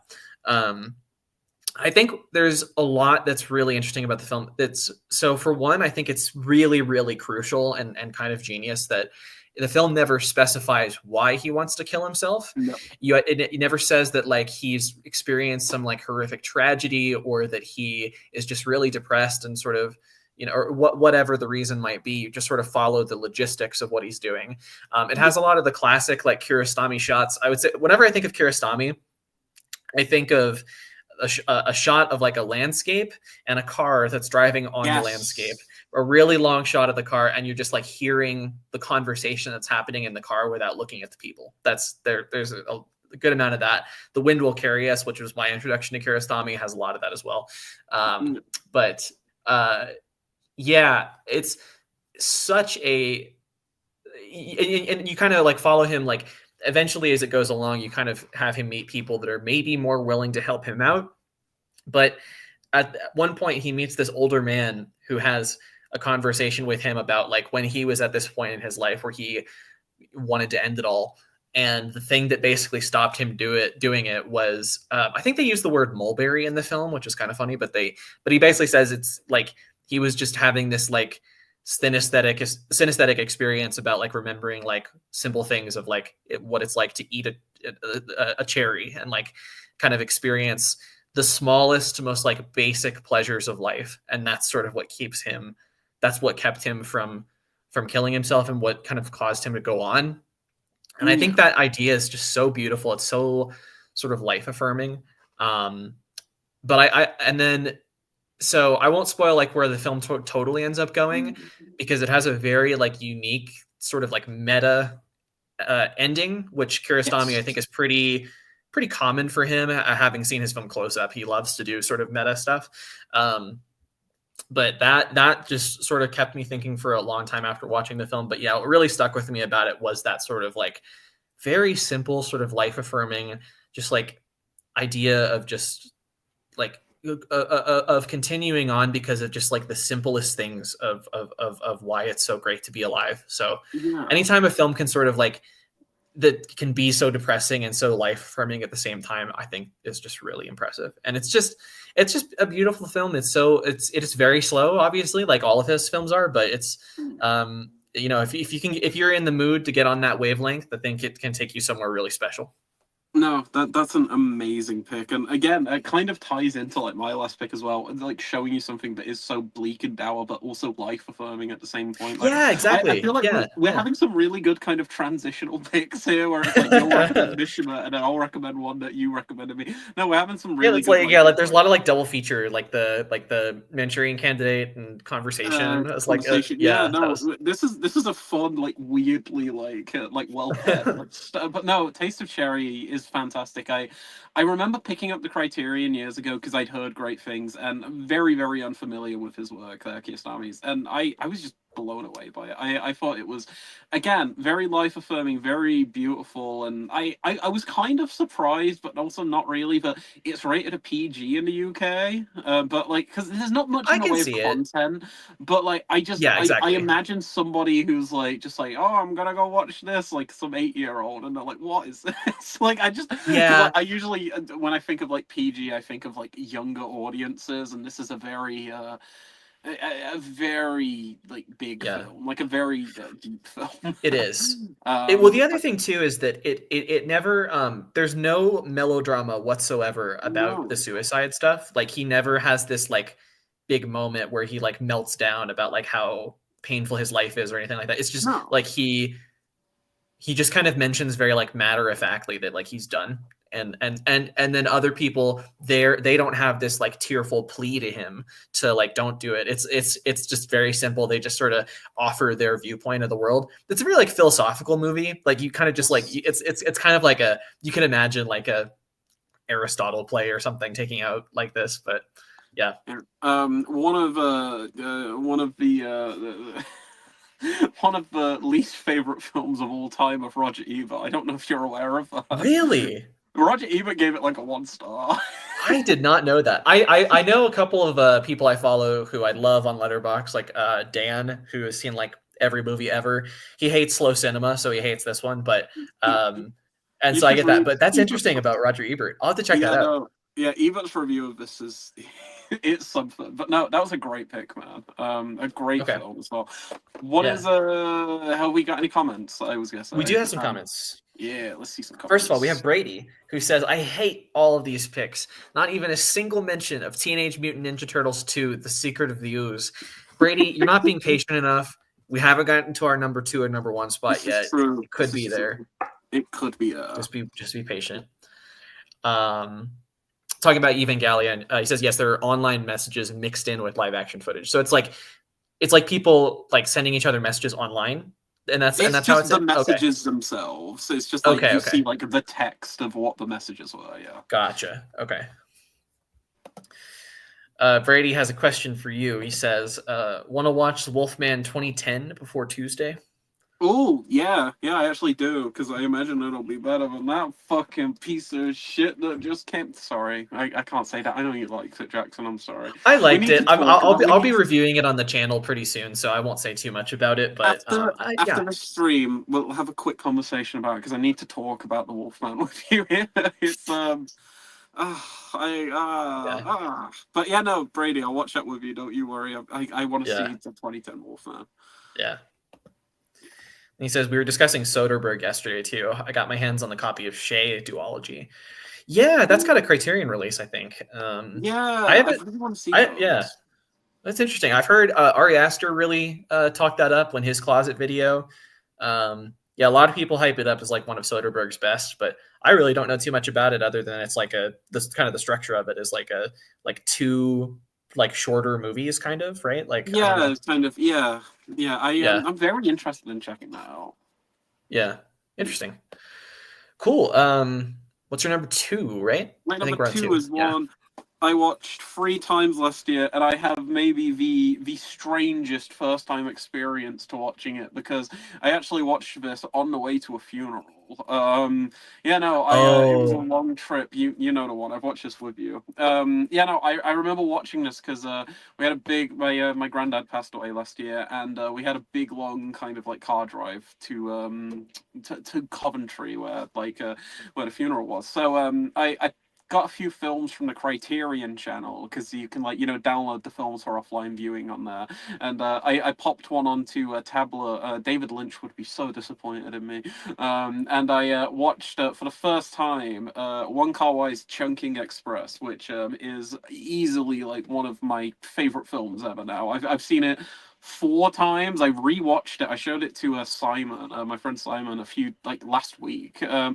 my god, it's maybe one of my favorite films ever. It's like, in contrast to so many of these films here that are just so bleak and like miserable and dour, it might be like one of the most optimistic films ever about failed romances I've ever seen.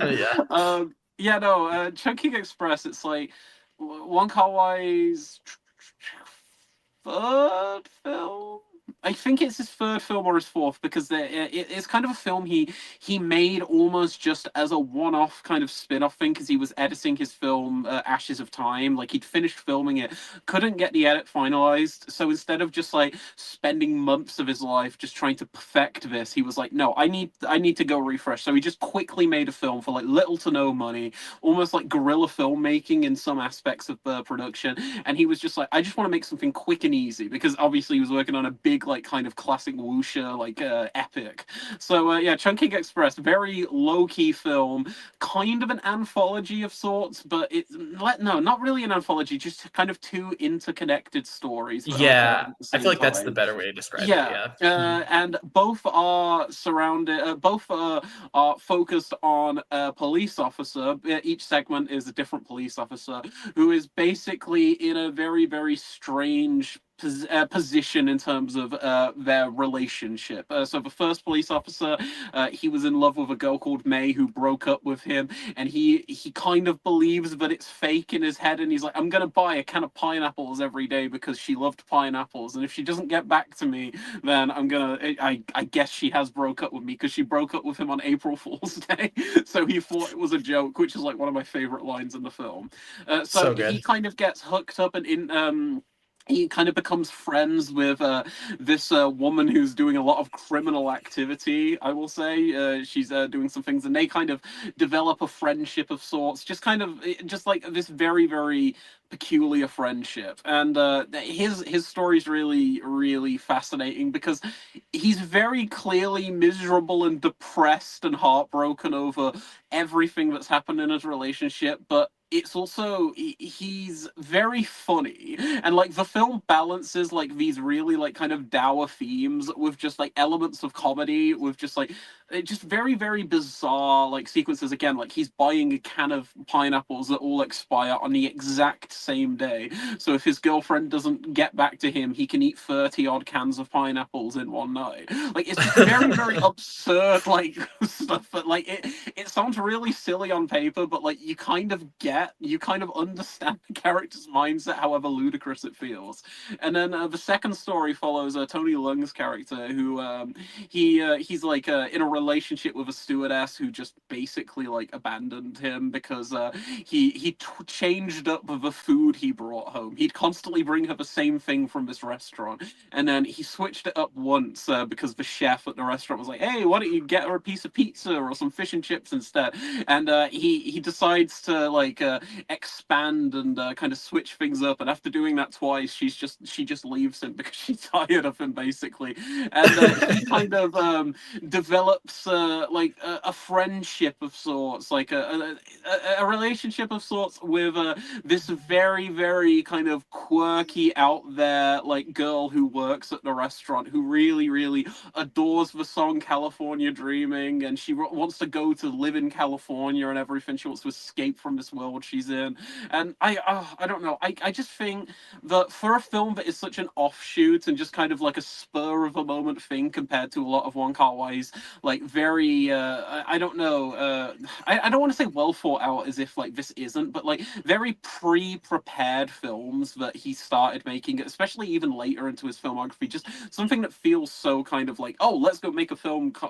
He like it is so perfect. Like, it's got maybe my favorite characters he's ever like conceived on like in any of his films. I think it's so fun. It's so I don't know, so well paced, because I sometimes with, again, it's not necessarily an anthology but more just like two stories, but sometimes in films like that you can kind of feel a bit of a drop off when you're really invested in a character and it just switches things up halfway through or switches things up. But you care so much about both segments in the film, and I feel like both characters, or like all four characters, if we're talking about the relationships, are all so well written. They're performed excellently. Tony Leung is just absolutely amazing in particular, as well as I forget the actor's full name, who plays the first cop, 223. Who's the Takashi. woman with the Who's the woman with the glasses? It's not Faye. It's not Faye Wong, is it? It might be Faye Yeah. Wong. maybe, or Me, I maybe forget, Faye but the actor from the other yeah, one. she's No, great she's too. amazing. She's incredible. She's like, I will say it's like the coolest film. Like Wong Kar-wai just Yeah, makes cool cinema. Like where every frame looks amazing. He has that great kind of like the slow motion, but it's like very intentionally like like a shuddery almost and everything like that. yep, That iconic like Wong Kar-wai style. It's one of the most stylish films ever, but it also has just such like great character work and like it's beautiful. I love it. I'm gushing about it. I love it so much. It's amazing. But I did yeah. show it to you last year, and I think you liked it. I really liked it. I wasn't quite as like overwhelmed by it as I was when I watched Fallen Angels the first time. Oh, But Fallen Angels I is think on a rewatch it would play even better. I think Wong's films is like you have no idea where they're going for the longest time. They're I don't yes. know, like it's very yeah, it just kind of feels like you're drifting along, which can be more difficult on a first viewing than it is later on when it's like you know what this Yes. is and it's more rewarding. So yeah, but I did like it a lot. Yeah, Oh, I'm glad. I'm really glad you dug it. And no, yeah, yeah, one of my favorites of the year. It's like it's tied with my number one. Like I've seen both of the picks, like for my 2 and 1, like a handful of times over the year, and I think the other one edges it out just ever so slightly for me. But it's one that's like if I were to do like I think I did like my definitive like top 100, which has already probably changed by the time I made it a few months ago. But this is safely in that like top 20 bracket for me. Like one of my favorite yeah. films. Hell yeah. But amazing. What is your number two? So before I do, I actually realized my number 2 and number 1 I have on physical media. So I'm actually gonna go grab those real quick. Oh, Just I on the should have shelf brought here. some of my physical media ones because I have. Let me count how many of these I own on physical media. I'll grab. Hold on, 1 second. I own my top I'll grab a few 5. because I only have a few, but yeah. So I have my number 10 as well. I have Quiet on Criterion, which is a gorgeous Yes. cover.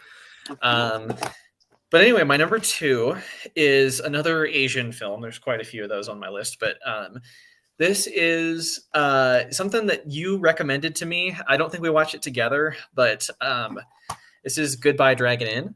Oh, yes. So Oh this my is god. like for a lot of people, I think is like a good intro to slow cinema, even though it's a Yes. pretty extreme, radical version of slow cinema. Because Is. so this takes place in Taiwan, I believe, and basically there's this. It's actually I think Simon Liang, the director, described it as his version of like the Last Picture Show. It's all about like the closure of a movie theater. So basically, what you do is you follow the last night of this movie theater in Taiwan. It's like raining really heavily, which kind of comes into play at the end. But so most of the film, they're playing, I believe, a wuxia film. Like I think Goodbye. It's Like, called Dragon Inn. Yeah. it's called Dragon Inn. That's right. That's Yes. right. But yeah, so you kind of follow, like you watch people watch the film to an extent. Like that's a good portion of it is like Yeah. watching people in the crowd like smoke cigarettes or eat popcorn or whatever they're doing when they watch the film. A lot of the film as well as you're watching like the people who work at the film just kind of do their daily routines. Like you have a woman who like makes this like sort of pink like sort of bun like cake dessert. Yeah, you watch her clean for a portion of it, so a little bit like Jean Dielman kind of. But I think so. You might hear this and be like, you know, if you're not into slow cinema, you might hear this and be like, that sounds so boring. I think sometimes slow cinema is intended definitely to like put you in a bit of a stasis, and that's definitely what happens with this. Yeah. I think what's really incredible about it though is that despite this like kind of slow like static style, the film is such a love letter to cinema, like in sort of expressing like sort of like how amazing this is, like all these little mundane experiences of a movie theater captures all of those like little details that any film fan would be familiar with of like why you go to the movie theater really well.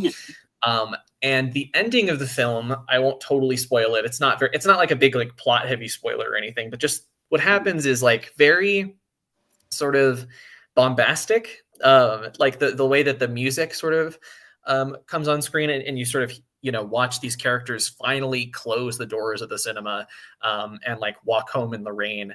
I think is just such a beautiful, like, again, bombastic way of contrasting the sort of like slower, more static style of the rest of the movie. Yeah, just sort of like, I don't know, sort of underscoring like how important film is as an institution, and kind of how sad it is when that closes. But I don't know. I mean, it's sort of like, even if this one cinema closes, and many are around the world, I do think the movie theaters will always exist in some way, and that cinema, in a sense, as long as you sort of have these experiences that the movie shows you, that it'll always be a thing. It'll never die, essentially. Yeah. So very, very radical movie. Very, like, again, like, very, like, sort of consistent and you know, steadfast, I guess, in its form, but really, really rewarding if you are into that kind of thing. No, absolutely. Like, slow cinema for me is something that I'm very, like, on and off with. Sometimes it really works for me, sometimes it doesn't. But out of the films in that kind of genre, I think Goodbye Dragon Inn is my favorite. I think there's something, like, so intoxicating about it, almost, like, where it's just like you can't look away. Like, you're just like, Yeah, you're just absolutely just like, I don't know, hooked in just seeing these people like share their love for, again, cinema, both in like yeah. a film sense and also just a cinema, like a theater or whatever. See, And here's a quick quote on the back. I just like this is on the back of the Blu-ray, and I think this kind of perfectly captures like what you're saying about how you can't look away. Full of mystery and feeling, it's an action movie that stands perfectly still. that's a beautiful That's a quote. perfect way to Who said describe that? it, Who because said that? it's yeah, yeah. Oh, that was A.O. Scott for the New York Times. Yeah. Oh, okay. Yeah, no, it's absolutely beautiful. It's something that I think I'm in need of a rewatch, because I watched it 2022, maybe 2023. It's been a few years. I picked up the Blu-ray for Christmas because I was like, oh, it's on sale on Amazon and I've heard great things. And it was also, like, at that time really hard to access. So I was like, you know what, I'll just buy the Blu-ray and I'll see how I feel about it. And no, amazing decision. Like, one of my favorite, like, just blind watches of the past few years.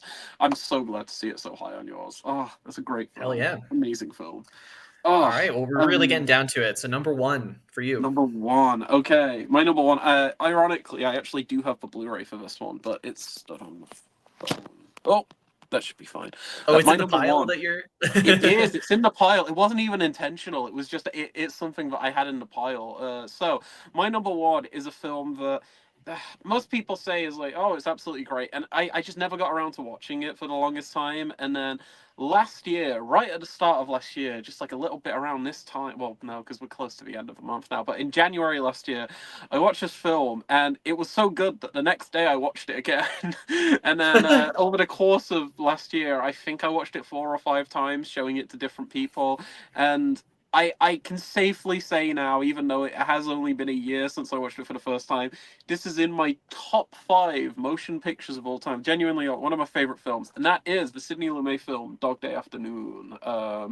Genuinely incredible film. Yeah, no, I watched it because I was very familiar with its like reputation as just being excellent, but I just never got around to it because it was always like one of those, I'll watch it one day. But from moment one to the very final frame of the film, I think it's one of the most flawless motion pictures ever made. Like, Oh yeah. it has my favorite Pacino performance. Like, the narrative of the film. So Pacino's playing a character called Sonny, and he it's kind of, should I say why he's doing what he's doing, or should I leave? Yeah, you can say that, I think. Yeah. Okay, so he's basically robbing a bank, and he just wants a short, like a small amount of money. He wants to rob like a big bank, with some friends, like associates of his. And the reason why he wants to do it is because he wants to pay for his partner's sex change operation. And in the midst of this, he's also married, so he's kind of got this very kind of like strange like love triangle situation going on in his life. life, but he's basically robbing the bank to do that, and it is kind of like the perfect encapsulation of it all goes wrong cinema, because he's not This is an so perfect evil. for your list. Like, it's like Yeah. your favorite genre. It is. It's like I love films where everything could possibly go wrong, but in this case, it's like it's not one of the funny ones. It's not like an Uncut Gems. Well, like the film has a lot of humor to it, but it's not an Uncut Gems where Yeah, it's like this guy sucks and I want to see him fail. Because like even from the right. opening moments, like Sonny never really has any like malicious intent in his heart. Like you No, never feel like it's he's just funny, like going how to fail. unprepared he is. I think that's where most of Yes. the humor comes in. Is Yeah. like there's He's so just. much He's just. of it is like one of the most poorly planned bank robbery / like Yes. hostage situations you could imagine, It's and I absolutely. think most of the humor is in that. No, absolutely. Like, there's like one guy in the opening like 2 minutes. He's like, "Oh, I don't know if I want to do this," and he like reveals the name of Sonny and everything like immediately, and he's like, "Oh, can I go?" And it's just like the worst bank robbery you've ever seen. But I don't know. As the film goes along, you really get to like care for not just Sonny and like the people who are robbing the bank, which sounds crazy to even think about, but also the hostages who are not really hostages, like the people in the bank. Like each one of them is so well defined, and like you care about them, and they've all got their own like little quirks to them that just makes them feel so real and authentic. Like there's like a guard who has asthma. That's like one of his things, and then the bank manager's kind of like very quiet, but he's just like, okay, yeah, let's just get along with this. And there's a really like one of the bank tellers is like really catty, and she's very sarcastic constantly, and Yeah. she's loving the fact that when there's like news cameras outside, she's like, "Oh, I was on TV." Like she's not even really Like she's a bothered about the hostage. fact. Yeah. Yeah, like it's a very very funny film, but like it's just something that it feels insanely progressive for the time. Yeah, Like very particularly much. involving like the whole relationship angle, and it's so engaging. Like it's thrilling when it needs to be. It's an insanely compelling drama when it needs to be. There are moments in it that make me like tear up. Like there's a beautiful section in the like back half of the film where Sonny's kind of writing a letter to people if it all goes wrong, and it's just like, oh, I want to send some letters to the people, just in case anything happens. And Yeah. that sequence is like maybe some of Pacino's most like I don't know, like under what is the word I'm looking for, where it's like very subtle, essentially, like very Mhm. understated performing. It's definitely. And I think it's my favorite performance of his. yes. He. It's so weird to me. I was actually just looking at the Oscars that year, because he ended up winning Best Actor for Scent of a Woman, He did, which I've heard which is is a ridiculous performance. But no, that year he was nominated. He lost to Jack Nicholson for One Flew Over the Cuckoo's Nest, okay. which I do think is Yeah. a good performance. But man, Al Pacino in Dog Day Afternoon is like acting as it doesn't get much better than that, to be honest. Yeah. No, it's one of the greatest performances ever put to screen, and like I hear like Pacino. I think it kind of cemented Pacino as one of the greatest actors of all time for me, because he's had so many great performances in the past. Like I think he's really really underrated in Cruising. Like I think Cruising is Mm-hmm. fantastic. Like he's so good in that. But this was the one where I was like, no, he's totally disappeared into this role, because you get that kind Yeah. of typical, you feel like your big loud bombastic Pacino performance, and that like there are moments in this film where, especially when like the cameras are out and the police are outside, where he's really like going out, going crazy for like the cameras and whatnot. But like it's just a very understated performance for the most part, and you really really feel for him and really sympathize for him. And another thing I forgot to mention, this is based on a true story. This really happened in real It life. is. It did. And these people really did botch this robbery and everything. But my favorite piece of information is, so Dog Day Afternoon, obviously, Pacino's the lead, and then John Cazale, I forget, John Cazale, I forget the actor's name, but he's that guy who was in The Godfather Part 2, The Conversation, The Deer Hunter, Dog Day Afternoon, and then he died of lung cancer. That was his entire filmography, and the pretty really, incredible filmography. Maybe the best, like, even though I'm not as head over heels as some of us, maybe the best run of all time. Like, if we're talking about like iconic films, incredible. But the day before the real people did the robbery in real life, they were watching The Godfather, which stars both of these guys, which I just find very funny to me. It's like they're watching a film with these two guys, and then a few years later, their life stories adapted by the two guys who was in the film we watched. I just find that very, very funny. It is really fresh. Like I'm trying to think of a comparable example.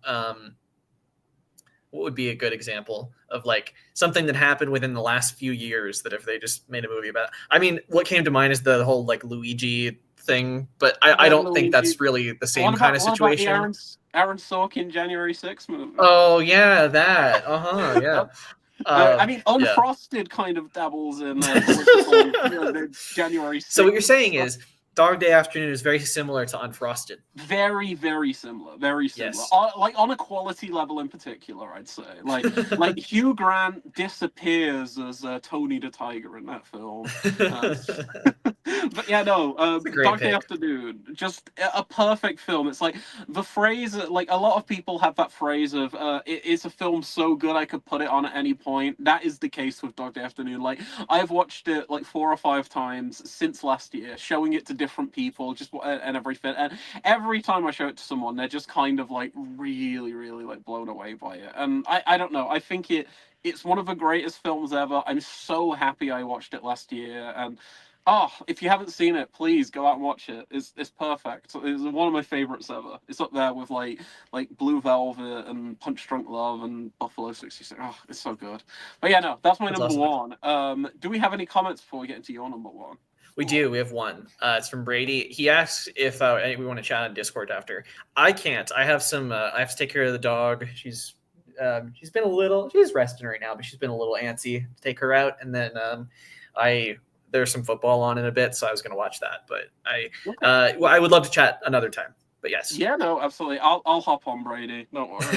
I'm sorry about that. No. We'll figure something out. We'll watch a film soon. Yeah, I'd love to. Yeah. Cool. So my number one is I mentioned that I have a few American films on my list, and this is the last one. And this is actually a film that I reviewed on the channel very recently. My most recent review, in fact. Yes. And that is Spike Lee's Malcolm X. I want the Criterion so bad. It's such a good release. Like there's so much, like so many extras on here. It's crazy. And then the artwork is really cool as well. And then on the back. But yeah, no. I mean, so I would encourage people to watch my review. I get into it in a lot more depth there in terms of what I love about it. But I think that this is. I mentioned Mishima as one of my favorite biopics. I think this might be my favorite, maybe along with Amadeus, as just like I think like it is a movie that really it's 3 hours long, but I think where I was talking about slow cinema with my previous picks. I think this one actually it's long, but it's very fast in terms of like it's kind of structured as 3 different movies in a way. Like the first half of it is like, or the first third of it is Malcolm's like when he was kind of becoming a man and like some of his sort of like romance and eventually like kind of like petty crime life that he has, and then he goes to prison for that. But really, they kind of mentioned in the film that he more goes to prison for like having an interracial relationship in the South. But then when he's in prison, he's kind of introduced by this other inmate to the Nation of Islam, and like and so that kind of gets him into the kind of the civil rights era when he gets out, and he becomes like this leader, but who's not necessarily. I think when he starts out, like he is. I mean, it's interesting because I think Malcolm X is somebody that I think we ought to look up to as we do with Martin Luther King. I think he had, a lot of the same ideas about sort of racial justice and inequality.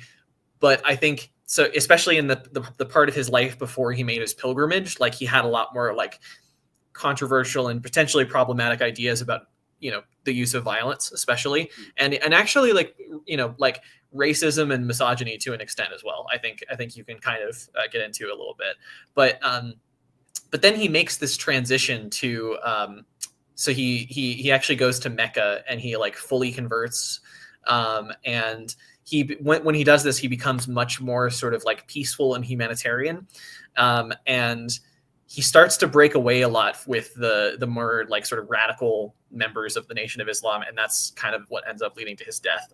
I'm not really spoiling anything because that's just the life of Malcolm X. Yeah. But what's really incredible about the film, I think it's easily Denzel Washington's best performance. I think I can't really picture anybody else in this role but him.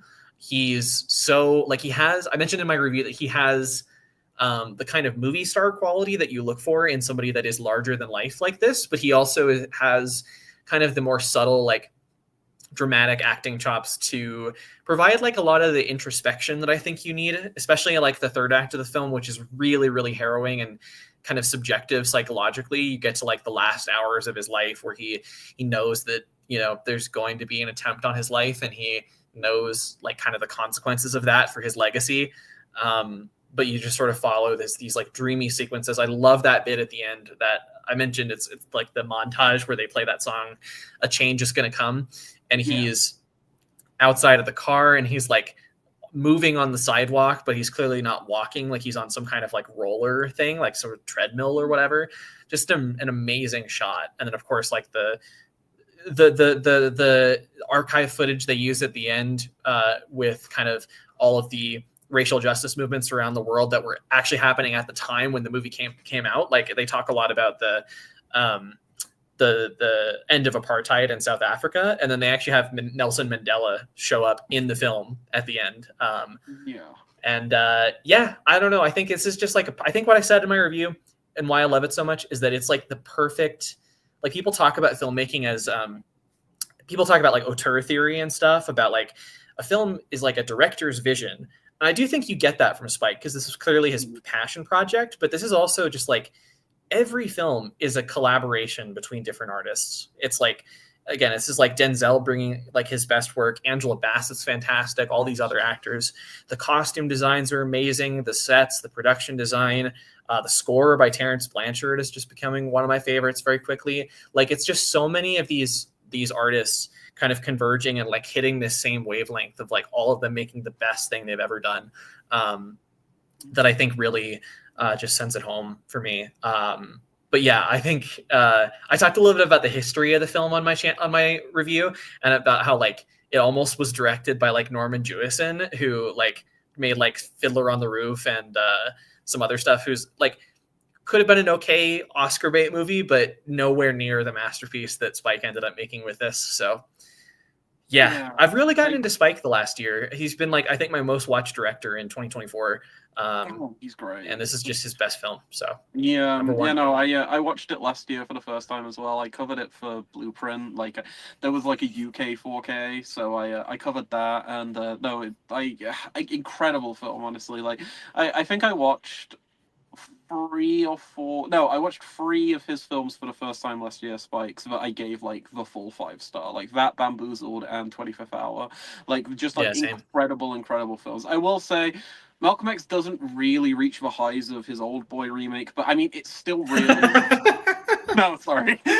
I can't continue. That's great. I mentioned the Old Boy remake in my review. Yeah, I did. I didn't say too much about it. I should review it at some point. It's fascinating. You know what I'd like to do is you mentioned like with The Vanishing. I'd like to review The Vanishing like jointly, like the original and the remake. You could probably do that with Old Boy as well. You could. Oh god. But no. Malcolm X just absolutely fantastic. Like Denzel's best work. Like Spike's. Like I think I like Do the Right Thing a little bit more. But like Malcolm X is just it's so perfect that it's hard to really like pick like the best because Spike has made so many excellent films out there, and it's like I could see like almost any of his like best films. Like I could see any of them really reaching the top list for anybody, really. And no, I was blown away by Malcolm X. I thought it was fantastic, and that's an amazing number one pick. Oh, what an interesting list of films we both had. Yeah. Once again, I love doing this video. I mean, last year it was so much fun. I'm sure we'll do it next year. Oh yeah, absolutely. Like, I'm always down. Yeah, it's just like I think this was we had a lot of really great interaction with the chat as well. Like so many people drop in their favorite movies, first watches. I just love hearing people's discoveries and like, there's actually quite a bit on your list that I haven't seen. And so it's like more reason to check it out. For me as well. Like I really want to see Qui-Gon and I really do. It was just a great list. We need to I want to show you some of these, but you should recommend some of the ones on your list too. Sure, I can do that. This year. Yeah, I'd be curious. What's the one I want to show you the most? Let's see. I'd be curious about your reaction to The Innocents for sure. The Innocents would be interesting, and then I want to show you I Saw the Devil. Very yeah, I was gonna say very different, but like they're both like horror. They're both horror films, but I think that's probably about it, right? Like it's that's about it. Yeah. But no, that was so much fun. Thank you so much for having me on. And thanks. Awesome. We got one more comment before we head out. Brady says I sold him on Goodbye Dragon Inn. Yeah, man. That's awesome. Hell yeah. Check it out. Great. Please watch it, Brady. I think you dig it. I think you dig it, man. Yeah. Yeah. No. Oh, it's great. But no, that was great. Thank you so much for everyone for watching. I'm gonna let Jackson do it. Yeah, absolutely. Thanks everyone so much for watching. Subscribe down below, and to Leon as well. I don't know if you have anything coming up on your channel or I'll probably return one day. Okay. Yeah, of course. No worries. I need to make more videos. I keep but one day as for me, I think I have a review of The Wolfman, the new one coming out pretty soon, which I know Leon hated. I loved it. What about? And I liked it. I thought it was pretty good. I was kind of blown away at like how negative the reaction's been. But I don't think I think it's pretty easily Lee Winnell's worst film. But I also I really value what he does, and so I think that just did it for me. But remember when the daughter was called Ginger, like in Ginger Snaps? Tiny detail. All right, we're not debating. That's not really. We'll have a discussion about this soon. Okay. Okay. Cool. I'm interested to hear your points, and I am excited to see your review because I'm curious to see what really worked for you. But awesome. I'm excited to see that. I mean, if I'm plugging anything, I'm reviewing a bunch of stuff over at Blueprint Review, so always check in there if you want to see my written reviews. What am I covering soon? I'm covering the 4K Blu-ray for The Last Voyage of the Demeter, which you watched a few years ago and kind of liked, right? I did like it, yeah. That's only just now getting a 4K? That's interesting. Yeah, it's in the States it's Shout Factory, and over here it's like a smaller label called Dazzler. But I'm excited to check that out because I remember you saying it was pretty good. It's like, have you watched it yet? No, I'm going to watch it though. So it's like if the part in Nosferatu where they make the journey across the ocean basically to get Dracula to London. It's just the captain's log, and it's a really good thriller. I think the director compared it a little bit to Alien. It's not Alien, but it's that kind of a movie. I mean, it's like a one location thriller with a killer creature on board. Pretty much. It sounds fun. As soon as I saw the opportunity to review it, I was like, I'm gonna check this out because the people I know who've seen it tend to like it quite a bit. Because I know you liked it, and the head writer for the site really liked it. So I'm like, okay, I'm gonna check this out. Yeah. Awesome. I'll be reviewing over there. That's pretty much all I've got. Cool. To look. All right. Well, thanks everyone so much for watching, and we'll see you guys in the next one. Yeah. See you there. Bye. Bye. Bye.